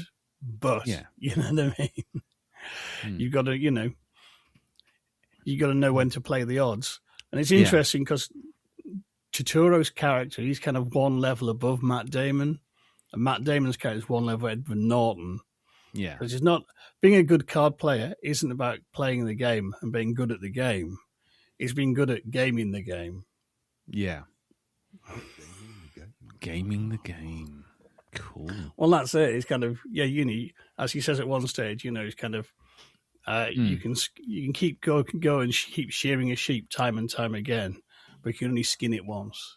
And it's all that tactics of kind of. It's not about how to win at poker. It's knowing when to win at poker and when to lose, and how you can build up a pot. Yeah, slowly. You've got to know. You've got to know when to hold them, know when to fold them. Yeah. Well, pretty much. There is that thing of kind of. It's all like bluff and double bluff, but it extends more than just the hand you're playing. You're looking at the entire poker session. Yeah. What's he saying? You're not playing the card. You're playing the player. Exactly. You know what I mean? It is like what you see in The Hustler and The Colour of Money. It's like in The Colour of Money, Fast Eddie tells Tom Cruise's young gun, "You just went in there and you beat him." Yeah, I won. Yeah, I got this money. Yeah, but if you'd lost to him 3 times, you'd have got cocky and he'd have bet a fuck of a lot of money. You could have took him to the cleaners. Yeah, that's cool. Okay. By the way, I did find out that the TV show on the BBC, because I could remember the guy, Ray Brooks. Yes. And it was called Big Deal. Big Deal, thank you. That's been bugging me all day. Yeah, I remember that. Big Deal, created by Jeff McQueen, who created several other major television series, including Give Us a Break, Stay Lucky, and most importantly, The Bill. There you go. Yeah. And the theme music was done by Bucks Fizz. Oh my God! Yes, I remember that. Do you know what? I remember that tune. It's like I knew there was something missing from it. So, I tried to speed it up, and then I slowed it down. And then you took a run for your money and take a chance. Yep. Yeah. And then I woke up in the land of make believe. Yep. I wish you'd make your mind up, Dal. Anyway, right. Well, Dal, what about you then? Go on with this.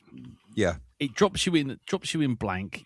You're kind of floundering the world. As Jim says, he got a pretty good handle on it, saw out where it was going. Yes. What about you? Because you're notoriously not a poker player. I'm not a poker player. I'm not a sports person, but I would have to disagree that this is a sports movie. Really? I don't think it is a sports movie. No, it's a heist movie. That's what it is. Right? Okay. It's a heist movie because that's how it ends up in the end. It ends up with a plot being hatched to beat this other character. And would you really class poker as a sport? Oh, now you're getting into one of those questions I had written down. Luck versus skill. Yes, it is. It's like... and Elton comes in and shoots it down, right? It's like, what is it? Deal or no deal, right? Was that really a quiz game, or is that just people having a guess at stuff? Which is there's no skill involved in deal or no deal, right? At all. Right? So, I mean, with this, I wouldn't... there is skill... apples to Bugattis, to be honest. This is more psychology than anything else, right? Yeah. It's watching the way that you're... I would say I wouldn't say it's so much a sport. It's a game, definitely a game, but not... I wouldn't have said it was a sport. Don't you remember... But you say that, but don't you remember... I think it's probably when this came out, which is probably why it did come out. When suddenly having poker on TV was suddenly a big thing. Yeah. In sort of like on Sky Sports, and then it was, then it kind of took off and went onto Channel 4, and you'd have all these poker nights on Channel 4 and all this kind of stuff. I mean... Okay, well, look, let's put it this way. Would you actually... honestly, without feeling a bit funny about it, call chess a sport? Yes. Yeah. You would? Well, okay. Here we go. We're getting into sycophancy. Hold on a sec. It's like, what is the definition? What is the definition of a sport? Hold on. I will tell you. Sport is a physical activity or a game, often competitive and organized, that maintains or improves skills, sometimes physical ability. Sport may provide enjoyment for participants and entertain the spectators. Number of participants in particular sports can vary from hundreds of people to a single individual, including things such as esports and, that sort of thing. Sport comes from the Old French des sport, meaning leisure. The oldest definition in English comes from the 1300s, being anything humans find amusing or entertaining. So people falling down the stairs is a sport then? By that definition, well, yes. if they do it competitively, yes. That's cheese rolling. There we go. Cheese rolling. Mm-hmm. Yeah, there you go. Yeah. So, yeah. Hold on. Oh, so by that definition, that thing I used to watch about the people trying to go up the side of a mountain, I think it was, or a hill, depending on what your definition of a mountain is, using any means necessary would be a sport. Mm-hmm. Yeah. Then, if it's measurable and can be repeated and can be played competitively with people watching on, then yes. I can't remember where it was. Some sort of mountain or range or something out near Germany or something. But I always remember that one bit where a bloke goes up the side of a motorbike and doesn't quite get there, and it basically falls back down, and the commentator goes, "Oh, and there's 1, 2, 3,000 pounds worth of damage." So I suppose, all right, fine. Well, you see, hang on, in the Reddit poker Reddit page, the first question is: poker a sport? It's been on sports networks. There's commentators. It's a game. All the ingredients are there. Right, and the replies are, not since they outlawed helmet-to-helmet contact.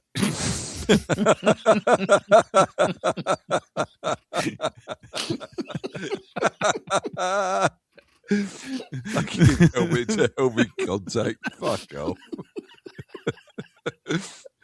Once they put the jousting equipment away, then nah. You kind of fell off then. Other people say poker is a game. People who play poker are players, but not athletes. That being said, poker players may benefit greatly from being in good shape, as a body and mind are connected. Brain health is a contributing factor too.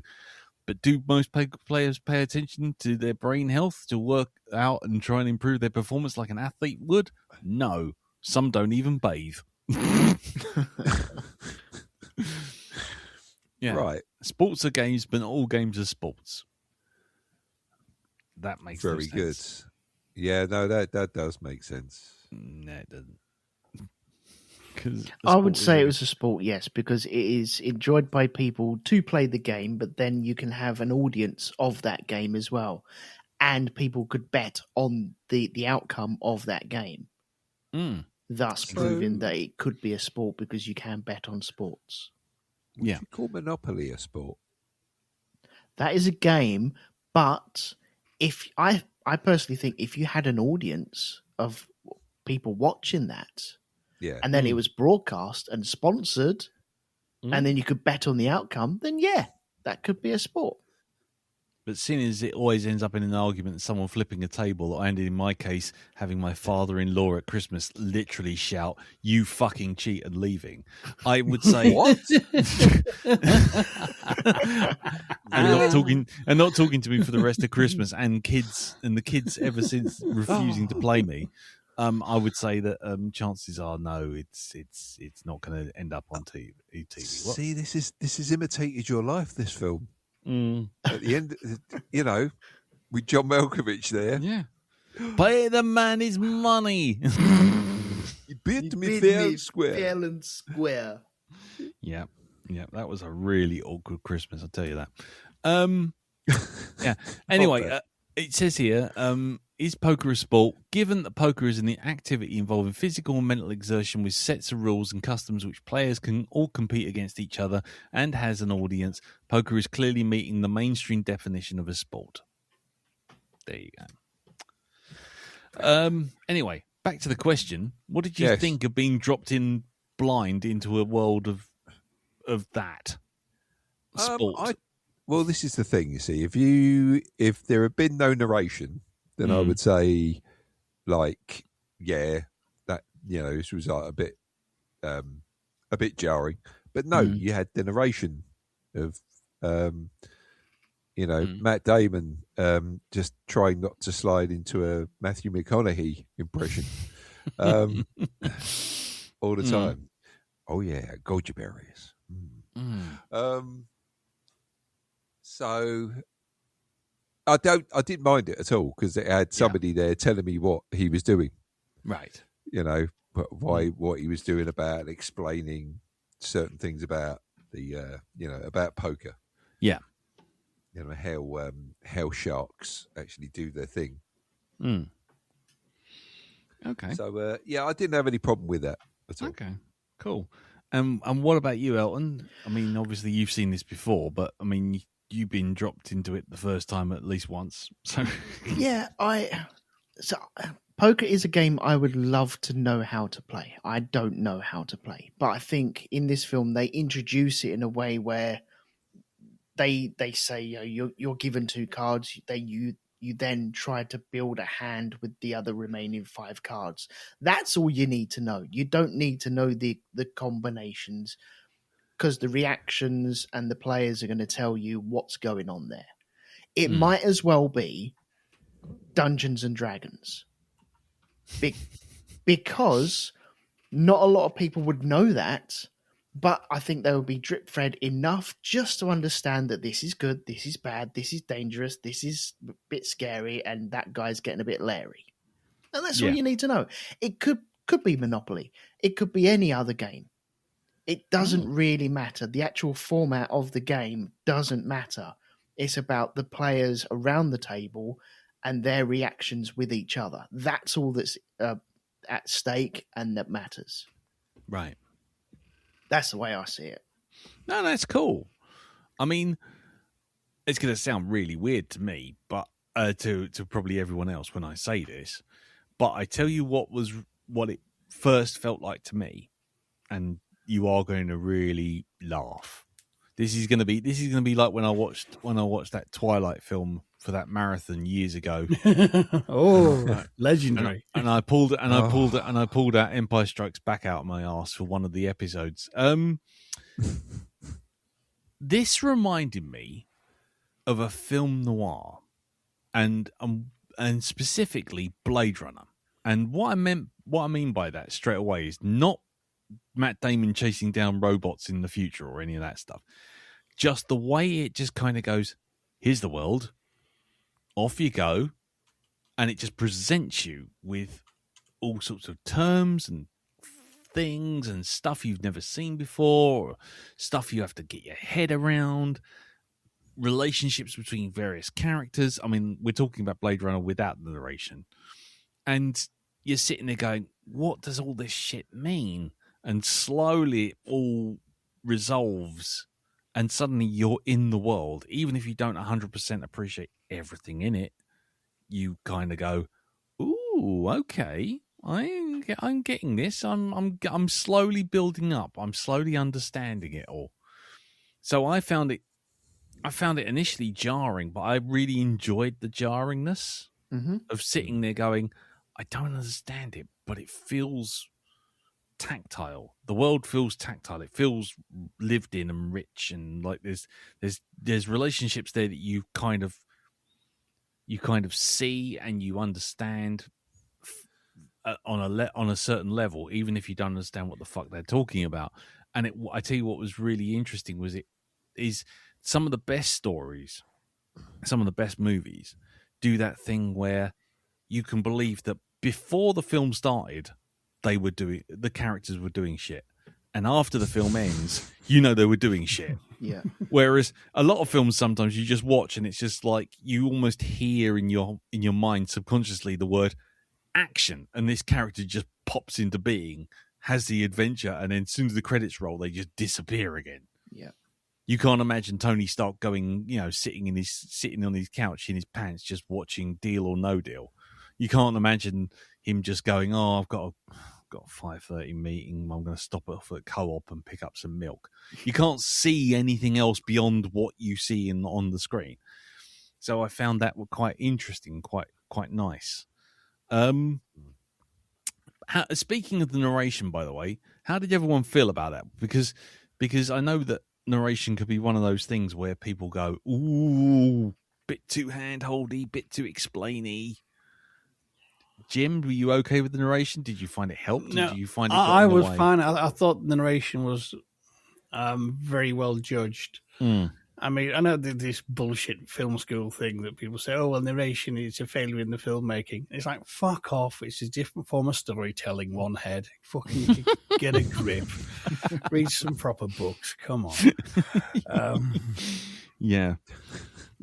And it kind of narration in movies does get a bad name because it's often been used when studios have hacked a film to bits and they need to paper over the cracks. Yes. Again, like Blade Runner. Yep. Oh, David Lynch's Dune. Yes. Oh God, yes. Whereas in this, though, this is all about a character's journey. You know what I mean? You see everything from Matt Damon's point of view. You're riding around on his shoulder, basically. And it makes perfect sense that you hear what he's thinking and you get his insights and he's telling you his story almost. Yeah. And so it works the same way as like your narration. Anyone saying narration is bad filmmaking. Like, fuck you, taxi driver, choke on it. Yeah. And this is very much in that mold. It's not going on all the time, but just gives you enough when you need to know something, or more importantly, though, he's often telling you something additionally to what's being shown on the screen. Yeah, because good narration does that. Bad narration is actually just telling you what you can already see, or telling you things they cut out. Whereas it's just an extra layer into the world.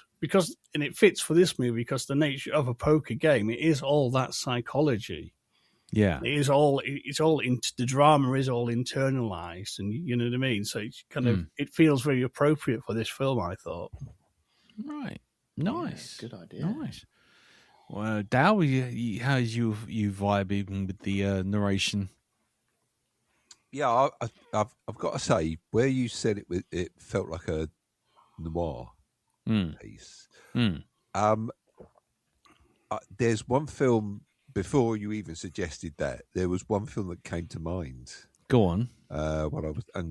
This might be a bit of a stretch, and I don't know why it came to mind. It's probably because of its setting, and that was Brick. Yes. No, I can see that. No.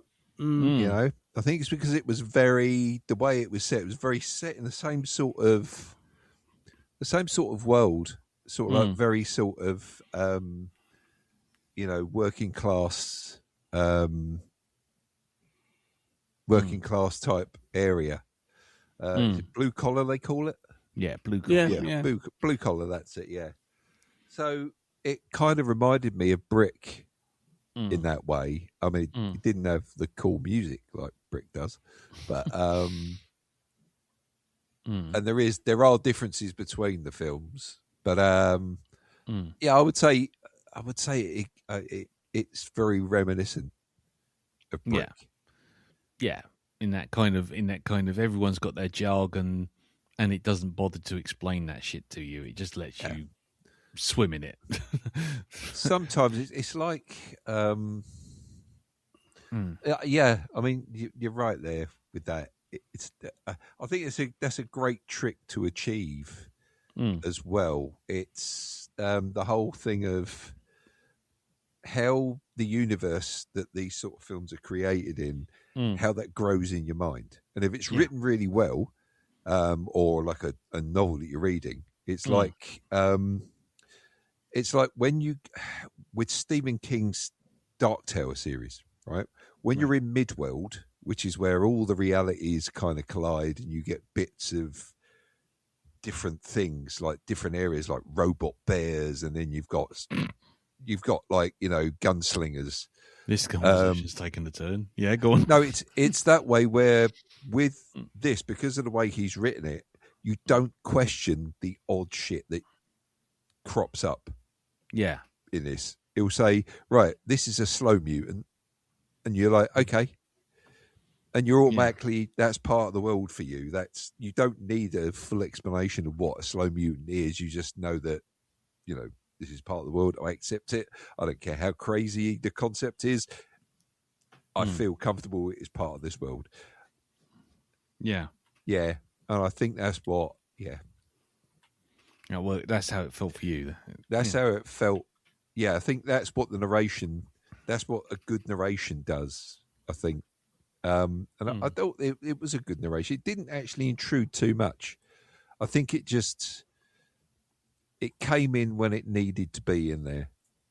And it didn't stay, outstay its welcome or anything like this. It wasn't, and so I opened the door and I put one foot in front of the other, and then I put the other foot in front of that, and then I turned my head to look at this thing over here. And it's like, as you say, it's telling you everything they're doing, but you can see it on the screen. Bad narration.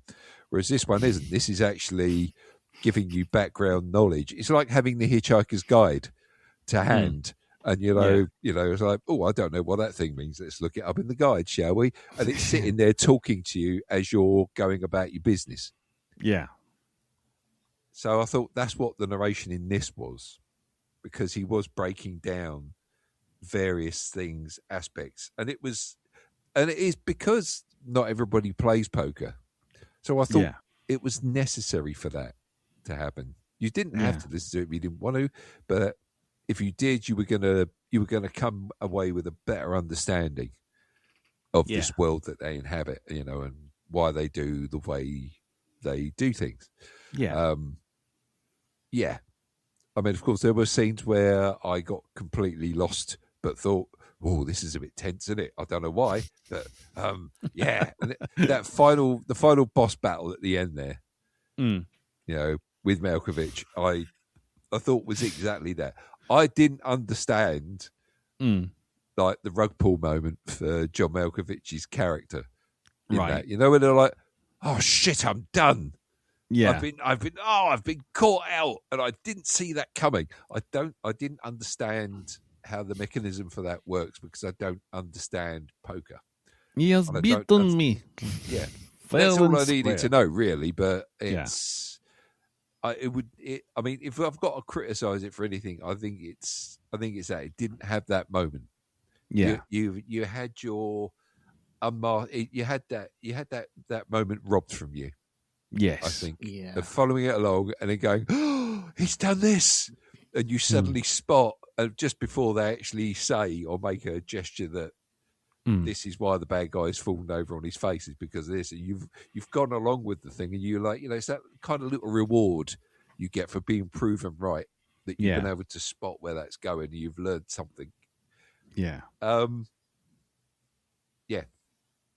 That. Okay.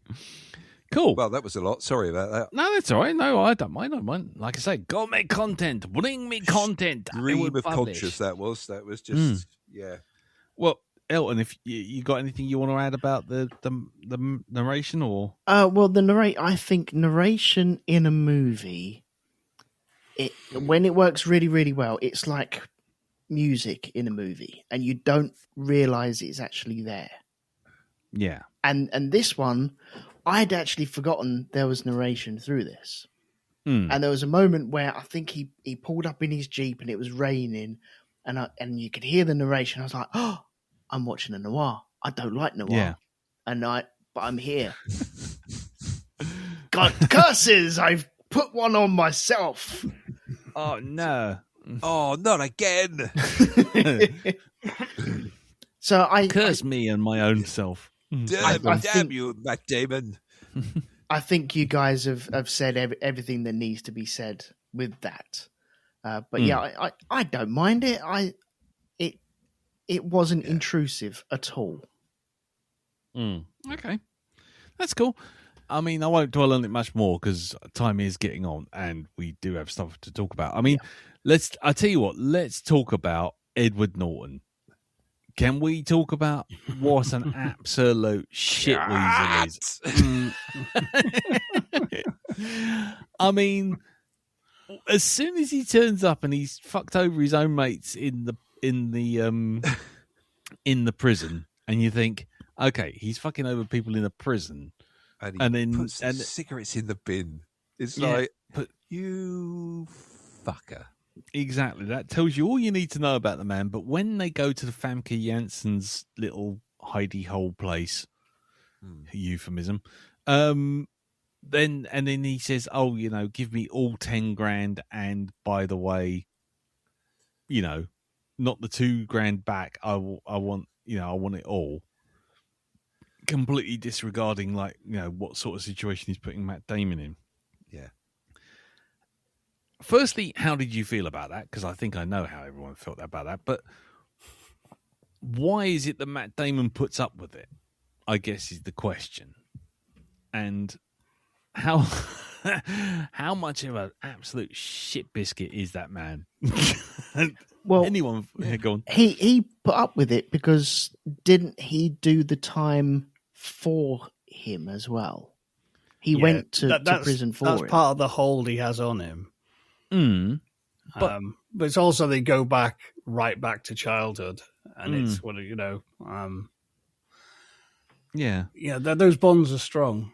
Yeah, as a comedian I've forgotten once said, he said, "Isn't it funny? It's only when you introduce your friends to your girlfriend, your first serious girlfriend, that you realise all your friends are dickheads."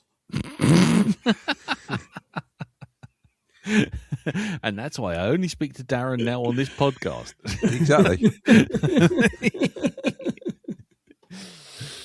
Yeah, we have at least a 50 mile exclusion zone around each other. Yeah, we find that being around one another really puts a strain on the relationship. Yep. Yeah, there we go. Exactly. Yeah. Yeah, I mean, I get that. What I find interesting is the hold that he has over Matt Damon saying, as you say, Jim, he's done the time. But he doesn't strike me as someone who would do the time for Matt Damon. It never struck me as sort of like ever being a two-way street with those two. Ever. Well, I think read between the lines, because you do find out that, say, Edward Norton's like dad used to beat him and all of this. And, I think Matt Damon has been his rock. He's been, he probably went around to Matt Damon's house, and Matt Damon's mum and dad looked after him and gave him parenting you didn't get at home. Yeah. But it's also that background of his. He's kind of plagiarized myself as coming up in a Volcoming Swear written with a character who, shall we say, has no impulse control. And it is kind of, if you grow up in a house where you get into trouble for everything all the time, you just think, fuck it. You have no boundaries. You have no you don't learn, oh, that's wrong, I won't do it, because everything you do is wrong, and you get beaten for no reason. Yeah, and you get this sort of get this. Edward Norton's a living example of that devil may care sort of attitude, and he has no idea of when not to push it. But I think he has loyalty to Matt Damon, and that's why he did the time, because knowing Matt Damon growing up stopped him winding up dead, probably.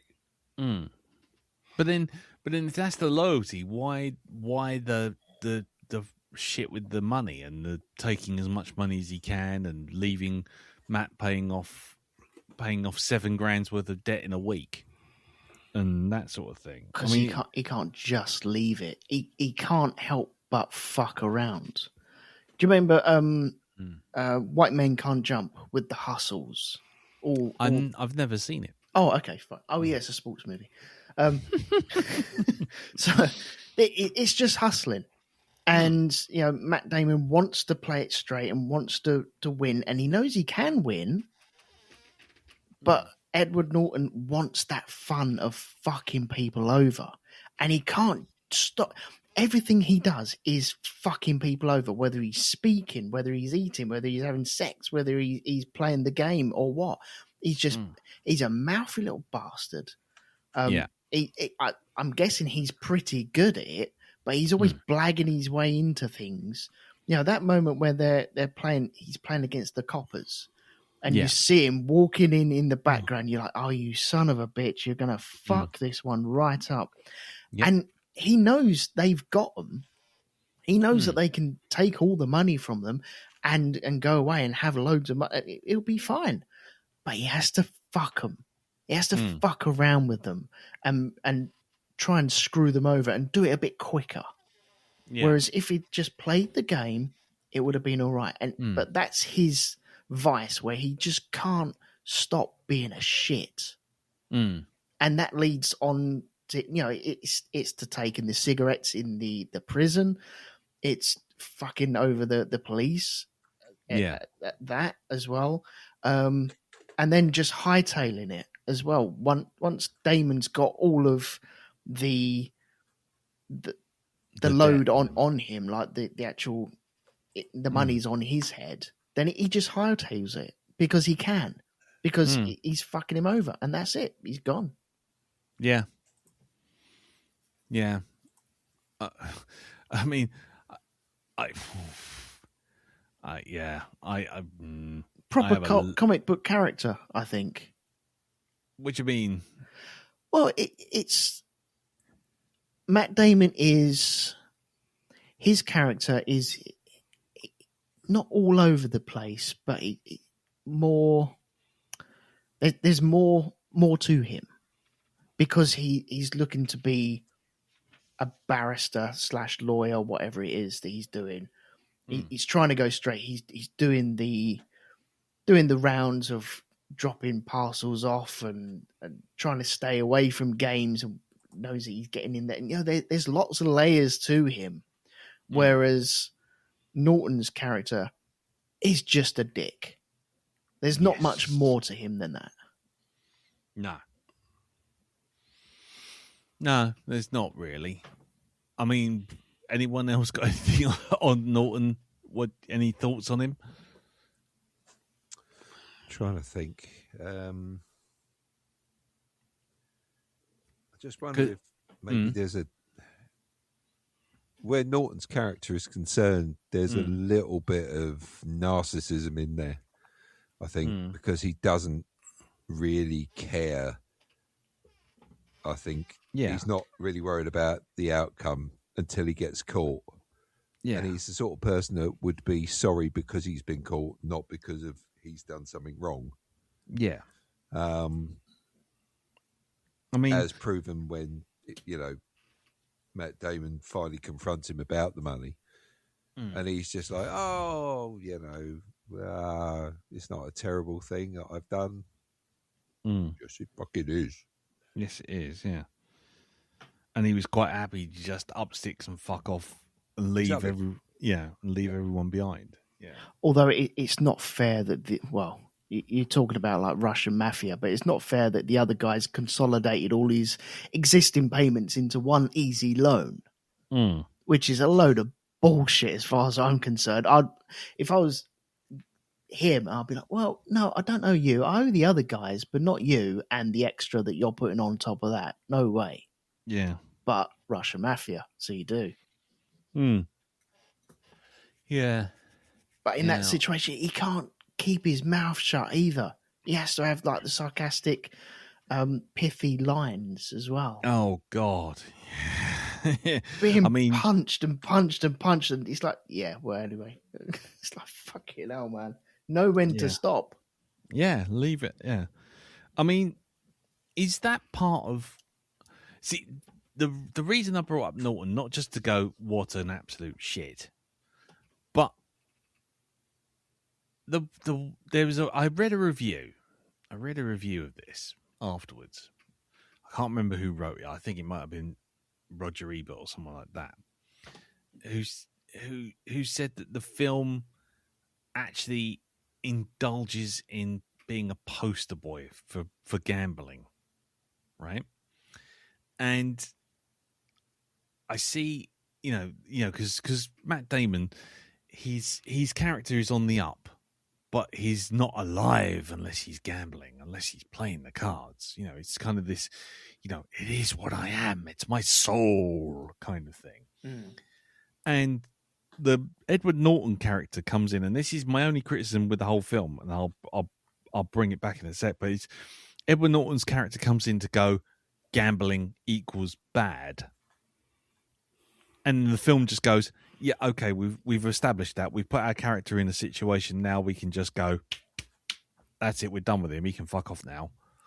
And very similarly, there's a whole thing with his girlfriend, who, you know, that Gretchen Mol's part is at best, unfortunately, just there to support the character and start his journey back to becoming a great gambler.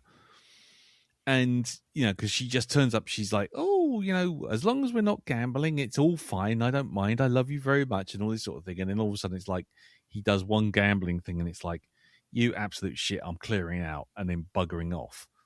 But then when he sees her later on, it's like, oh, you know, do give us a call, you know, keep in touch. It's like, huh? And then the same goes for Famke Janssen. She turns up and she literally turns up, throws herself at him. He goes, no. And she kind of goes, all right then, and then disappears for the rest of the movie. And the film keeps trying to put things in to make you feel like he's having a tough struggle of going back to being a gambler. But the truth of the matter is, every time he hits a single wall, the film just goes, yeah, we'll get rid of that now. Look how good he is at gambling. All done. And I found that was the only thing I kept getting a bit hung up on, was like every time it looked like it threw a bit of trouble in his way, whether it's the pimp, Manny, is it, or Granny, or whatever he's called, or KGB Fred, Mr. KGB, you know, John Malkovich. Yeah. As soon as they appear as problems, Matt Damon's like, I've got this guy figured out. I'm sorting it. And it all just go, and it gets sorted. And the same goes, but, you know, the film goes, yeah, but we can't say can't say gambling's like super good, because like if we do that, then it looks like we're condoning gambling. So let's have let's have Edward Norton over here being an absolute shit, getting everyone beaten up and losing money. And let's have him lose his girlfriend. But he can't lose his girlfriend for very long. So let's bring Famke Janssen in. She'll be good for the trailer bit when she's kissing him, and we can stick that in the trailer. It looks really sexy. But then 5 seconds later, it's like, oh no, she's gone. Thanks very much. And all that sort of like, you owe me 10 grand, you know, in scratch or whatever it is, the juice. Yeah. And he's like, I've got $1,000. And she goes, thanks for making it easy for me. By the way, fancy a shag. And then it's like, and then she's gone. The story is done. The party's done. And I was just wondering. I'm sorry. I was just wondering whether or not the film tries to pretend, has him in it, has Edward Norton in it as being the bad, not the bad guy as such, but the sort of the catalyst to all of this shit. But really, it doesn't matter in the end. It's just getting Matt Damon from I'm never playing again to, isn't it I'm really fucking good. And do you know what? Gambling's really fucking good. And I love playing poker. I'm really fucking good at it. And I've just told Commander Koenig how good I am at it. And he's so confident in me. He's given me 10 grand of his retirement. And I'm going to go fucking win it back. Yeah, I suppose there is a little bit in that. But one thing the movie did do that I was thankful for was... I think any other movie in this type of ilk would have the girlfriend either be kidnapped or threatened or placed in an ordeal where she was, just threatened or hidden or taken, whatever. But it doesn't go anywhere near that at all. They have their relationship. They break down because he can't stop playing. Well, I don't think she minds the actual playing. It's more like getting into debts and fucking over. That's the problem. Yeah. And then the line and all the stuff that goes along with the actual gambling itself. So I don't think it's saying it's all good from Damon and all bad from Edward Norton, because there are hints that, you know, this is going to ruin your relationship if you keep playing and lying about it and helping other people out about it, and then they're not just bothering about it, and then not even doing your job properly, which puts more stress on her as well, not just at home but at work. It's going to ruin your relationship. So I don't think it's just all on Edward Norton. Counterpoint: you will still get a handy off of Famke Janssen. Yeah, but you have to pay that money. You have to keep up with your debts. But handy off of Famke Janssen. Very true. Amazingly, he's never been late with a payment. Never. Some of these have all have been early. Sometimes he's turned up right on time.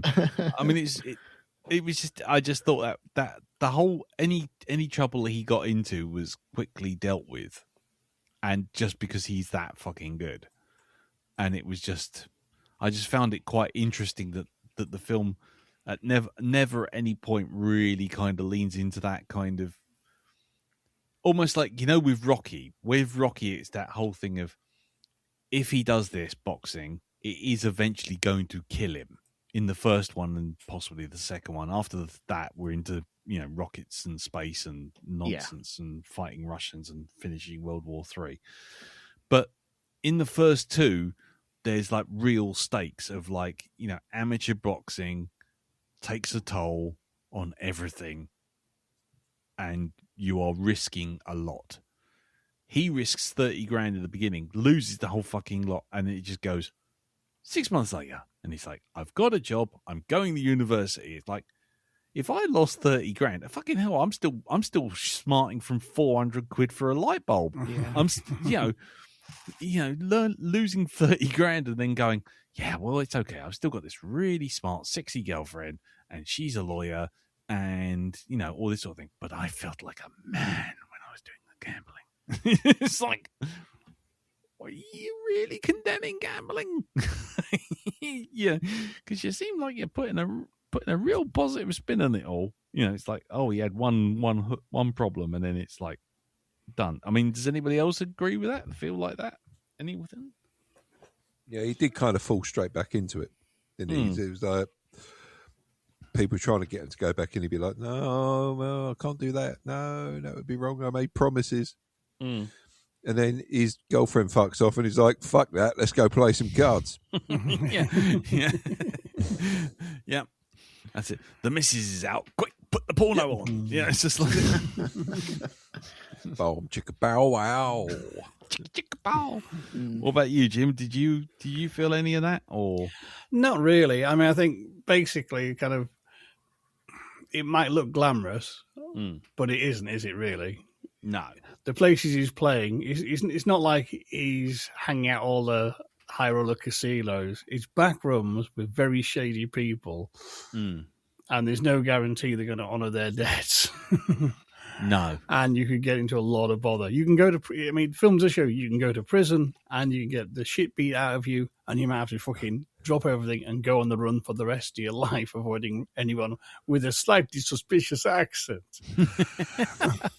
Yeah, I wake up with cold sweats every time the Count comes on Sesame Street. Does it smell like? But it's also that thing as well. You know, Matt Damon is he's supernaturally good at poker, and he can survive in that world because he's good at poker. And it's like, you know, you're not that good at poker, so it's not kind of glamorous. You know what I mean? It's like, it's like, you know, you can watch a Sherlock Holmes story and enjoy it, but you're a fucking sucker if you think you can just set up as a consulting detective and be like Holmes, because you fucking can't. Yeah. I've played Rogue Squadron. I know how to fly the Millennium Falcon. Don't give me none of that shit. I can do it.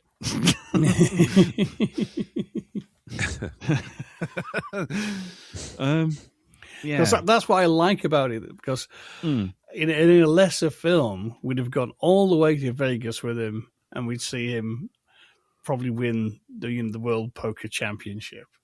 Yeah. But this film stops short of that, because he does it.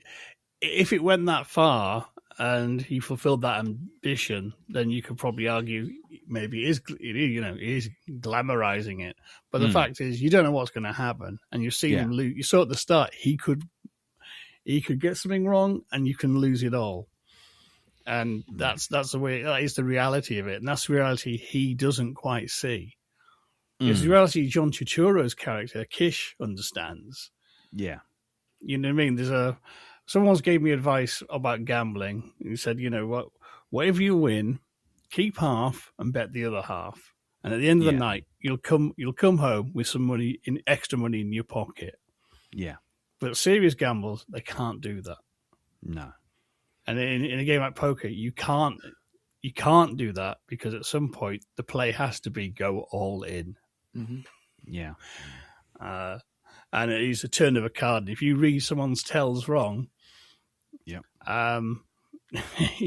know, you're betting not just the game, but your whole career as a gambler. Because if you lost your stake, it's a long way.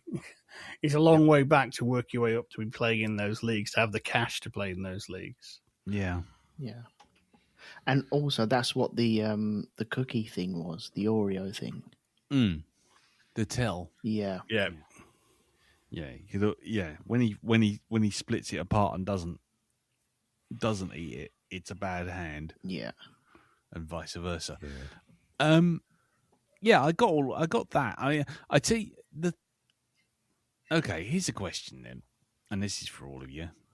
I mean, Matt Damon's obviously very skilled. Following on from what we've seen, right? He's obviously very skilled. He makes more than he loses. He's very careful as a player, but he has made mistakes before. The game, to me, always seems random. I know you can count cards, you can make guesses and assumptions, but at the end of the day, it is still guesses and assumptions, and you've just got to balls it out. He's off to Vegas at the end of the film. Is he actually going to win, or is he going to lose? And more of the point, is he ultimately just deluded? Because there are better players than him, more players than him. There will always be a better player than him. So ultimately, while we think, oh yeah, triumphant, he's off to Vegas, woohoo, with 30 grand, is the actual end a lot more depressing, because you know full well he's going to go and do something like he did at the beginning of the film and fucking lose the lot. Except in Vegas, he'll lose more than just the 30 grand, probably his fingers. Well, we find out later in the film that he played one of the big rollers that goes to Vegas. Yes. And an actual real poker player, by the way. Right. And yes, yeah. He beat him, and that's why he has that fall in the very beginning of the movie. Yeah. So I think he's still learning. Even though he is that good, he's still learning his root game, really. He's putting himself up against it, and he may do well. And this is what I like about this movie. We don't know. This is the start of the story. I'm not asking for like a trilogy of these. No. But, you know, when you get sequels to other movies where you're like, what's the magic one with... Oh, what, Now You See Me? Yeah, Now You See Me. There's like 3 of them movies. You're like, well, did we really need them too? I don't think Some we did. would argue you didn't need the first one, to be perfectly exactly, honest. Yeah. But I'm not asking for a sequel to this, but I like to think about what would happen. And I think he'll give it a good go, but I think he's learned from his experiences. He was at that table. He'd beaten KGB. He was walking away with it. He was giving the stacks to the other guy that he owed the money to. Yeah. And then he got logged into it again. He got suckered into that. Yeah. And that's his weakness.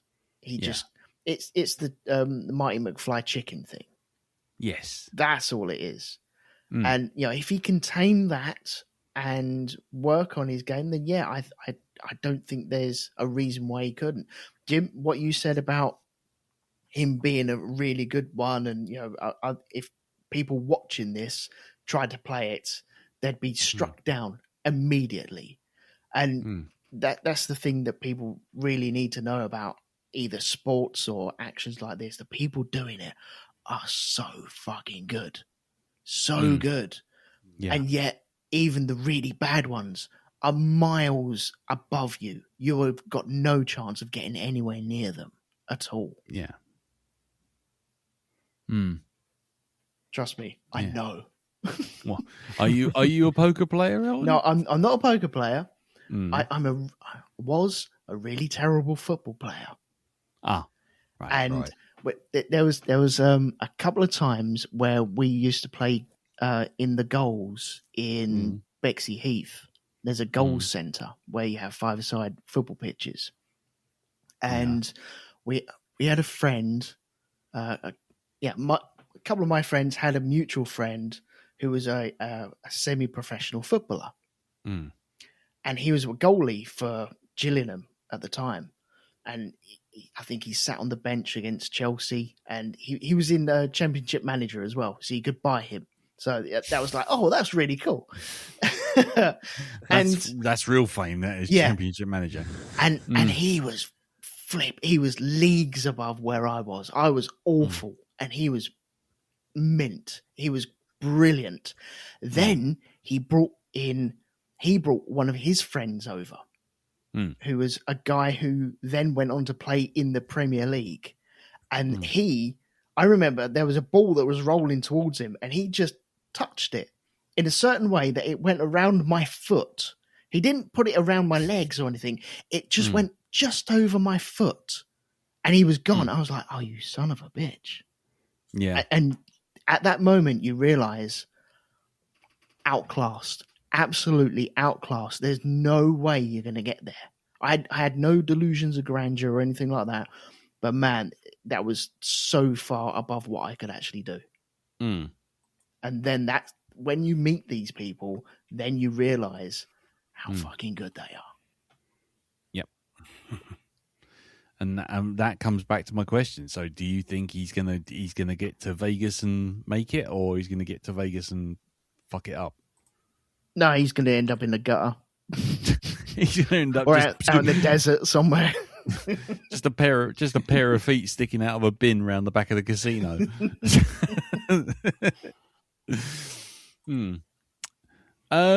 Okay. I mean, has anyone got anything else they'd like to add? Because I mean, I'm just asking questions randomly. But is there anything you really wanted to bring up about this film? Like, I know you said you had some stuff you wanted to get into, Elton.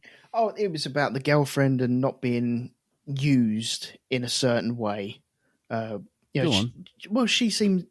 She was smart and in control of her own destiny. Other movies would use her in a way where she would be held hostage or threatened or used as collateral or leverage between something. And she wasn't used like that at all. And it was nice to see that she wasn't used like that. No, that's true. I mean, the only thing I'd say is it did feel like the movie couldn't wait to get rid of her and get her out the page. Kinda, get her off the... Yeah. And like I say, the same goes for Famke Janssen. She turned up for the trailer bit of, oh, there she is looking sultry in the apartment. She gives him a kiss and she goes, I can stay the night. And then he's like, nah. And she's like, all right, I'll see you later. And it's like, but that bit's in the trailer. It's like implication, sexy time. And then in the film, it's like, nah. It's like, fancy a game of kickoff? Nah.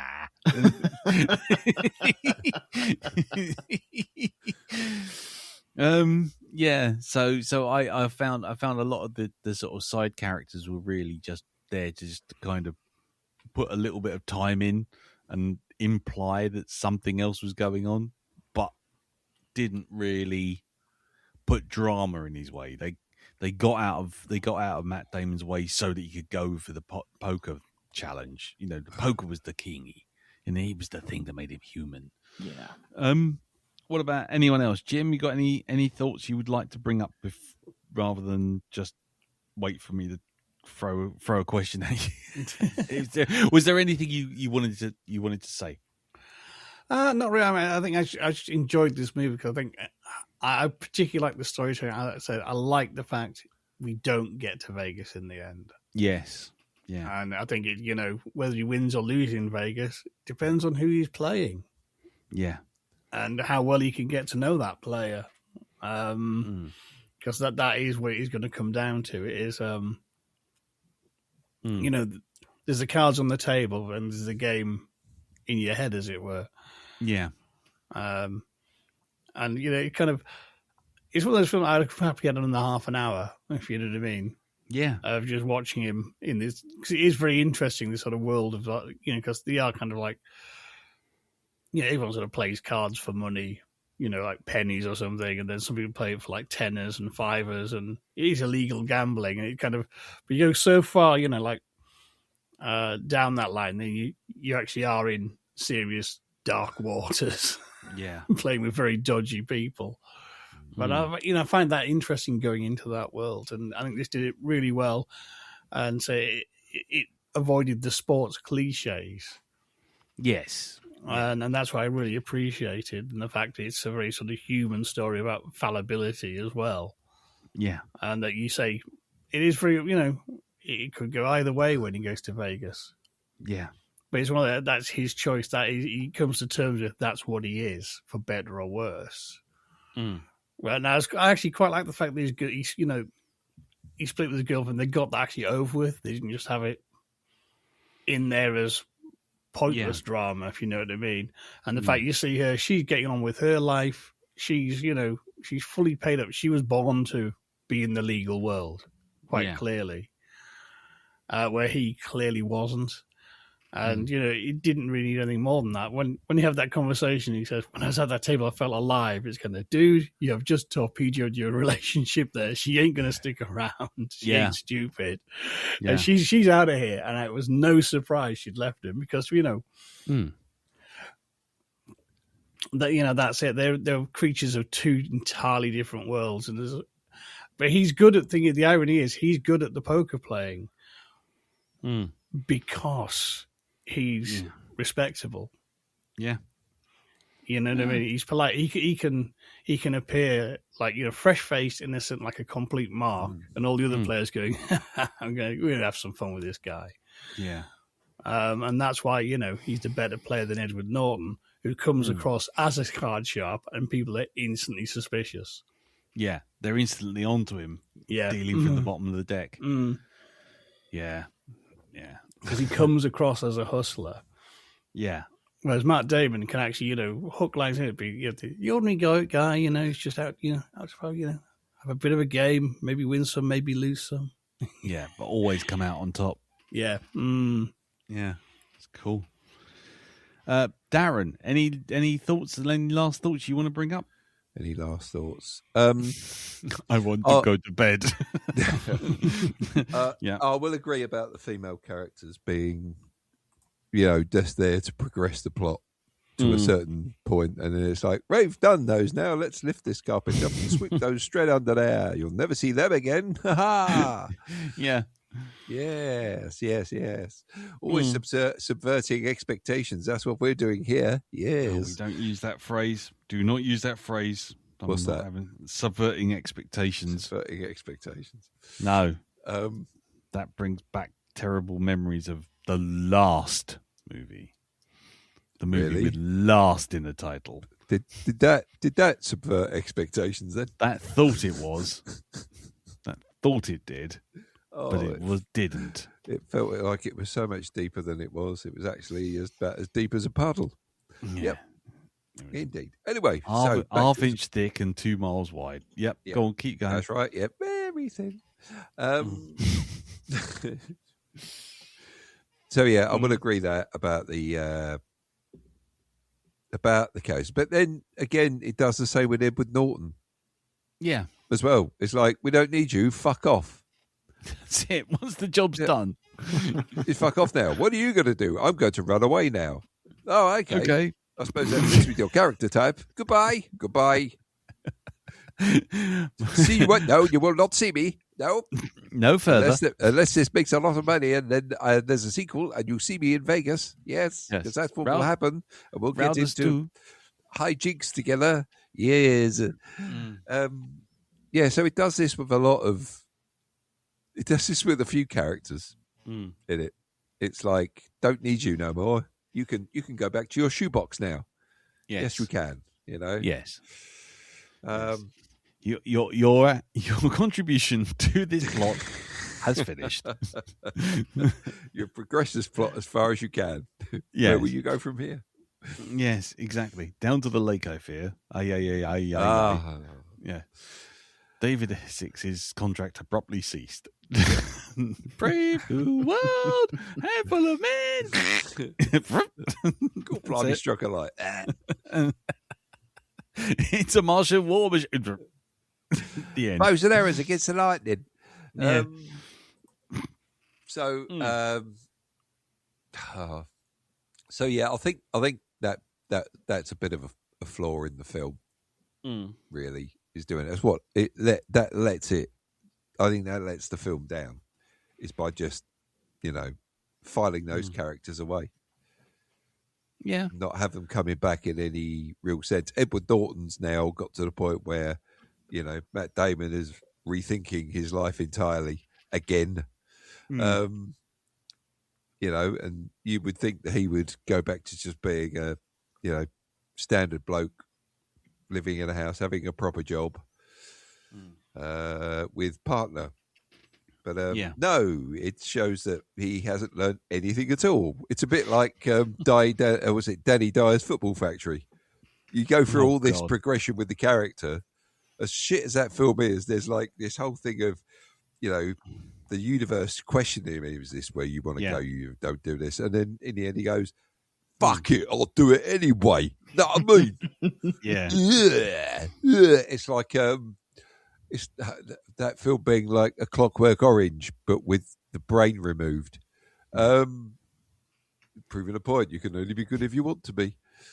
Yeah. So,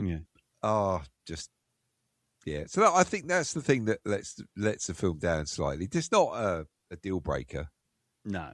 I think because, there is genuinely some good tense moments. Yeah. In there. I think it's well played. But yeah, it's the whole thing about him not really learning any lesson at all by the end of it. Just carrying on with that. I appear to have smashed my face into a mirror. It's broken. It hurts. Oh, it hurts a lot. I've been cut and I'm damaged. Yeah. So what are you going to do about it? I'm going to go over there and find another mirror in another place and smash my face against it. Yes, because I've grown as a human being. Yes.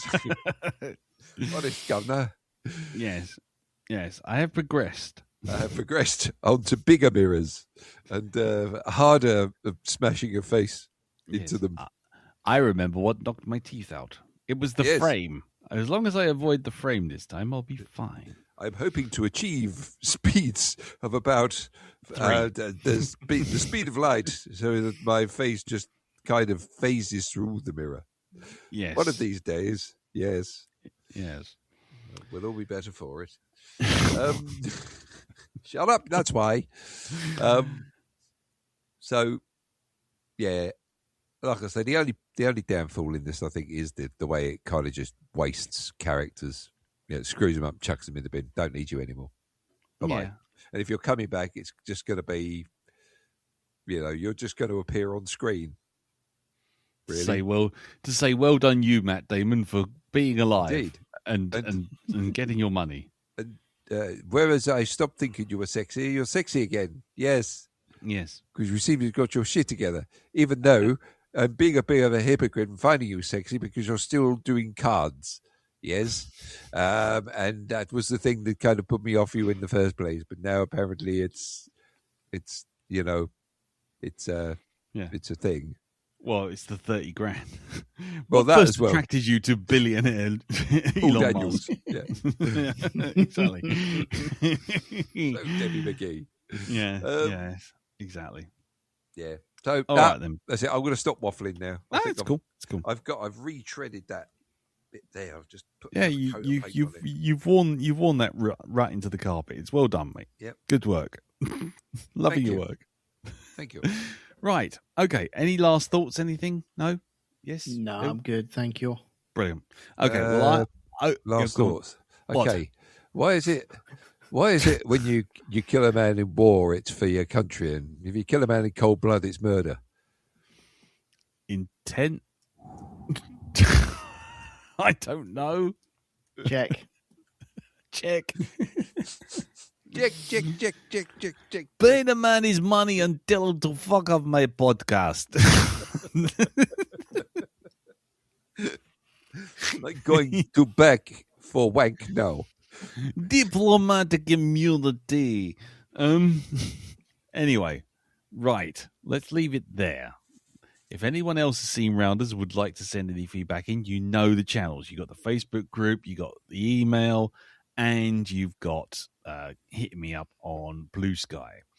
I won't repeat all the channels because I always repeat them on every episode, and it goes on for hours. I would just like to finish by saying that I thought, despite the throwing away the characters, I really like the film, and I could have spent another 20, 30 minutes in that film's company quite happily. Cool. Yes, overall. Right, cool. So, let's just leave it there. But before we go, obviously, we are off-piste on the films, and it's time for Jim to go off-piste. Or not. Jim, it's your choice. What are we doing next week? Well, I very nearly went with a film called I Trapped the Devil. Okay. But I thought that might be a bit talky and a bit weird. And he's on Amazon Prime. And if we're doing off-piste, that gives me a chance to pick something I've been waiting to come on streaming for shooting cinema, but stubbornly bloody hasn't nearly a year later. It's a film I greatly enjoyed when I watched it. I think I watched it last Christmas. Yep. Which makes it count as a Christmas movie, I'm sure, somewhere. Always Die Hard o'clock somewhere. Okay. I'm getting scared now. I'm getting really scared. But I thought it was an absolute hoot. Twisted as fuck, but an absolute hoot. And if you're going off piste, and I say I've been waiting all year for it to come up, and it's not. So I'm cashing in my joker here for off piste season. My pick is The Substance. Oh,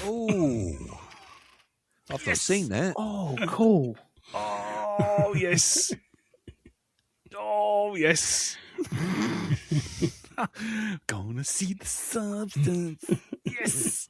I thought that'd go down well. Oh, that's yes. what I wanted. That's the reaction I wanted. Yes. Okay, I'm going to ask the question. Darren, have you seen The Substance? Absolutely not, but I've heard a lot about it. And I know it's won awards and stuff like that. So, yeah. Okay. Elton, have you seen The Substance? I haven't seen it. I haven't seen the trailer or anything like that, but I know that I want to watch it because I've heard lots about it. And Jim, have you actually seen The Substance? Oh, yes. I watched it early last year. I think it was during the Christmas break. Yes. I've seen it once. I saw it at the cinema. I saw it during the day because I went to one of those day screening things when I had one of my 9-day fortnights. And I went to see it, and it was just me and 3 random ladies in the audience, and I felt very awkward. That's all I'm going to say. Darren, if I may make one suggestion. Yes, sir. Yes, apart from coming back to the mic. Yes. The other suggestion I would make is do not watch this on the train. Okay, so this is back to the wall, no reflective surfaces behind you. Thank you very much. Don't put your glasses on either. No aviator sunglasses with mirrored lenses. No mirrored reflection lenses, no. And if you're going to watch it at home, I would make very aware that it's not your choice to watch this film. It was foisted upon you because of the Yes. podcast. Honestly, darling. No. Jim made me do it. Jim Yes. made me watch this.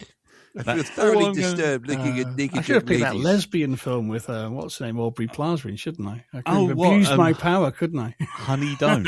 Yeah. Good Lord.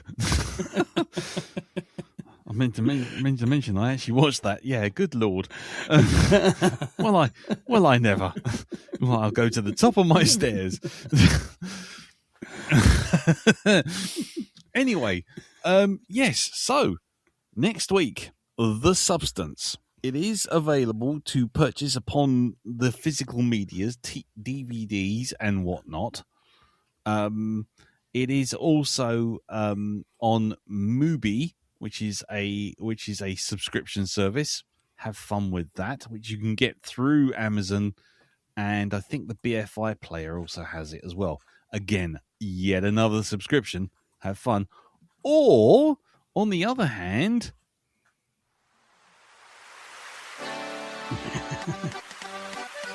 I'm saying nothing. Welcome to Cinema Equidistant, where we sail.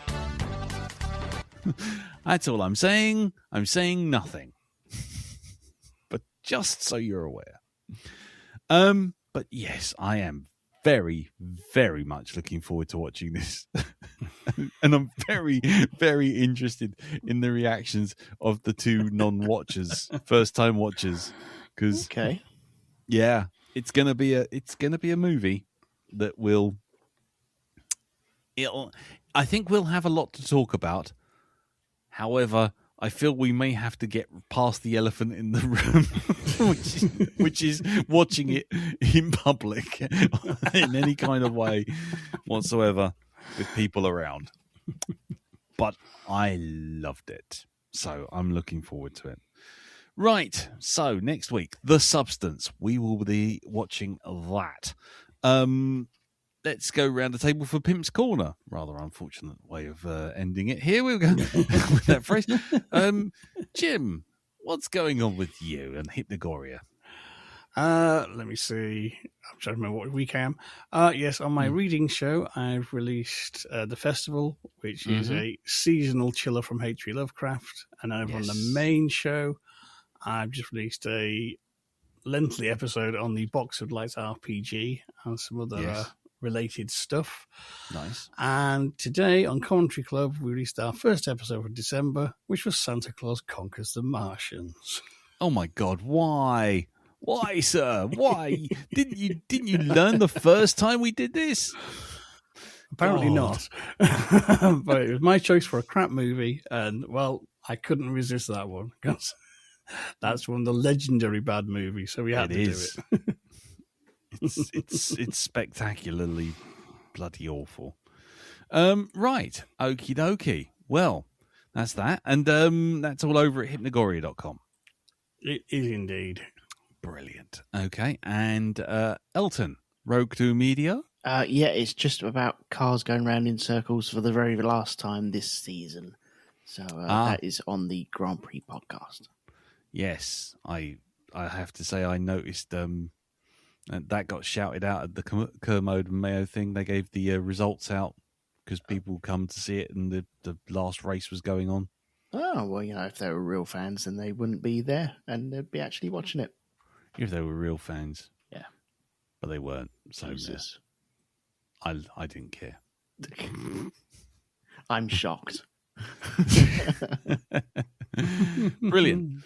Okie dokie. Right. Darren, anything you would like to promote apart from your personal building skills at making Gwen Stacy or something? No. No? No. Okay. Can't think Brilliant. of anything anyway. So Fantastic. Right. Well, and then we will leave it right there. So, ladies and gentlemen, thank you very much for listening. Thank you, Jim. Thank you, Darren. Thank you, Elton. no problem. And we shall speak to you all next week when we will be back to talk about The Substance. Oh, Lordy. Oh, Lordy, oh, Lordy. Until then, take care. Tatty bye. Bye-bye. Bye-bye. Ta-da. There's a voice that keeps on calling me. Down the road, it's where I'll always be. Every stop I make a new friend.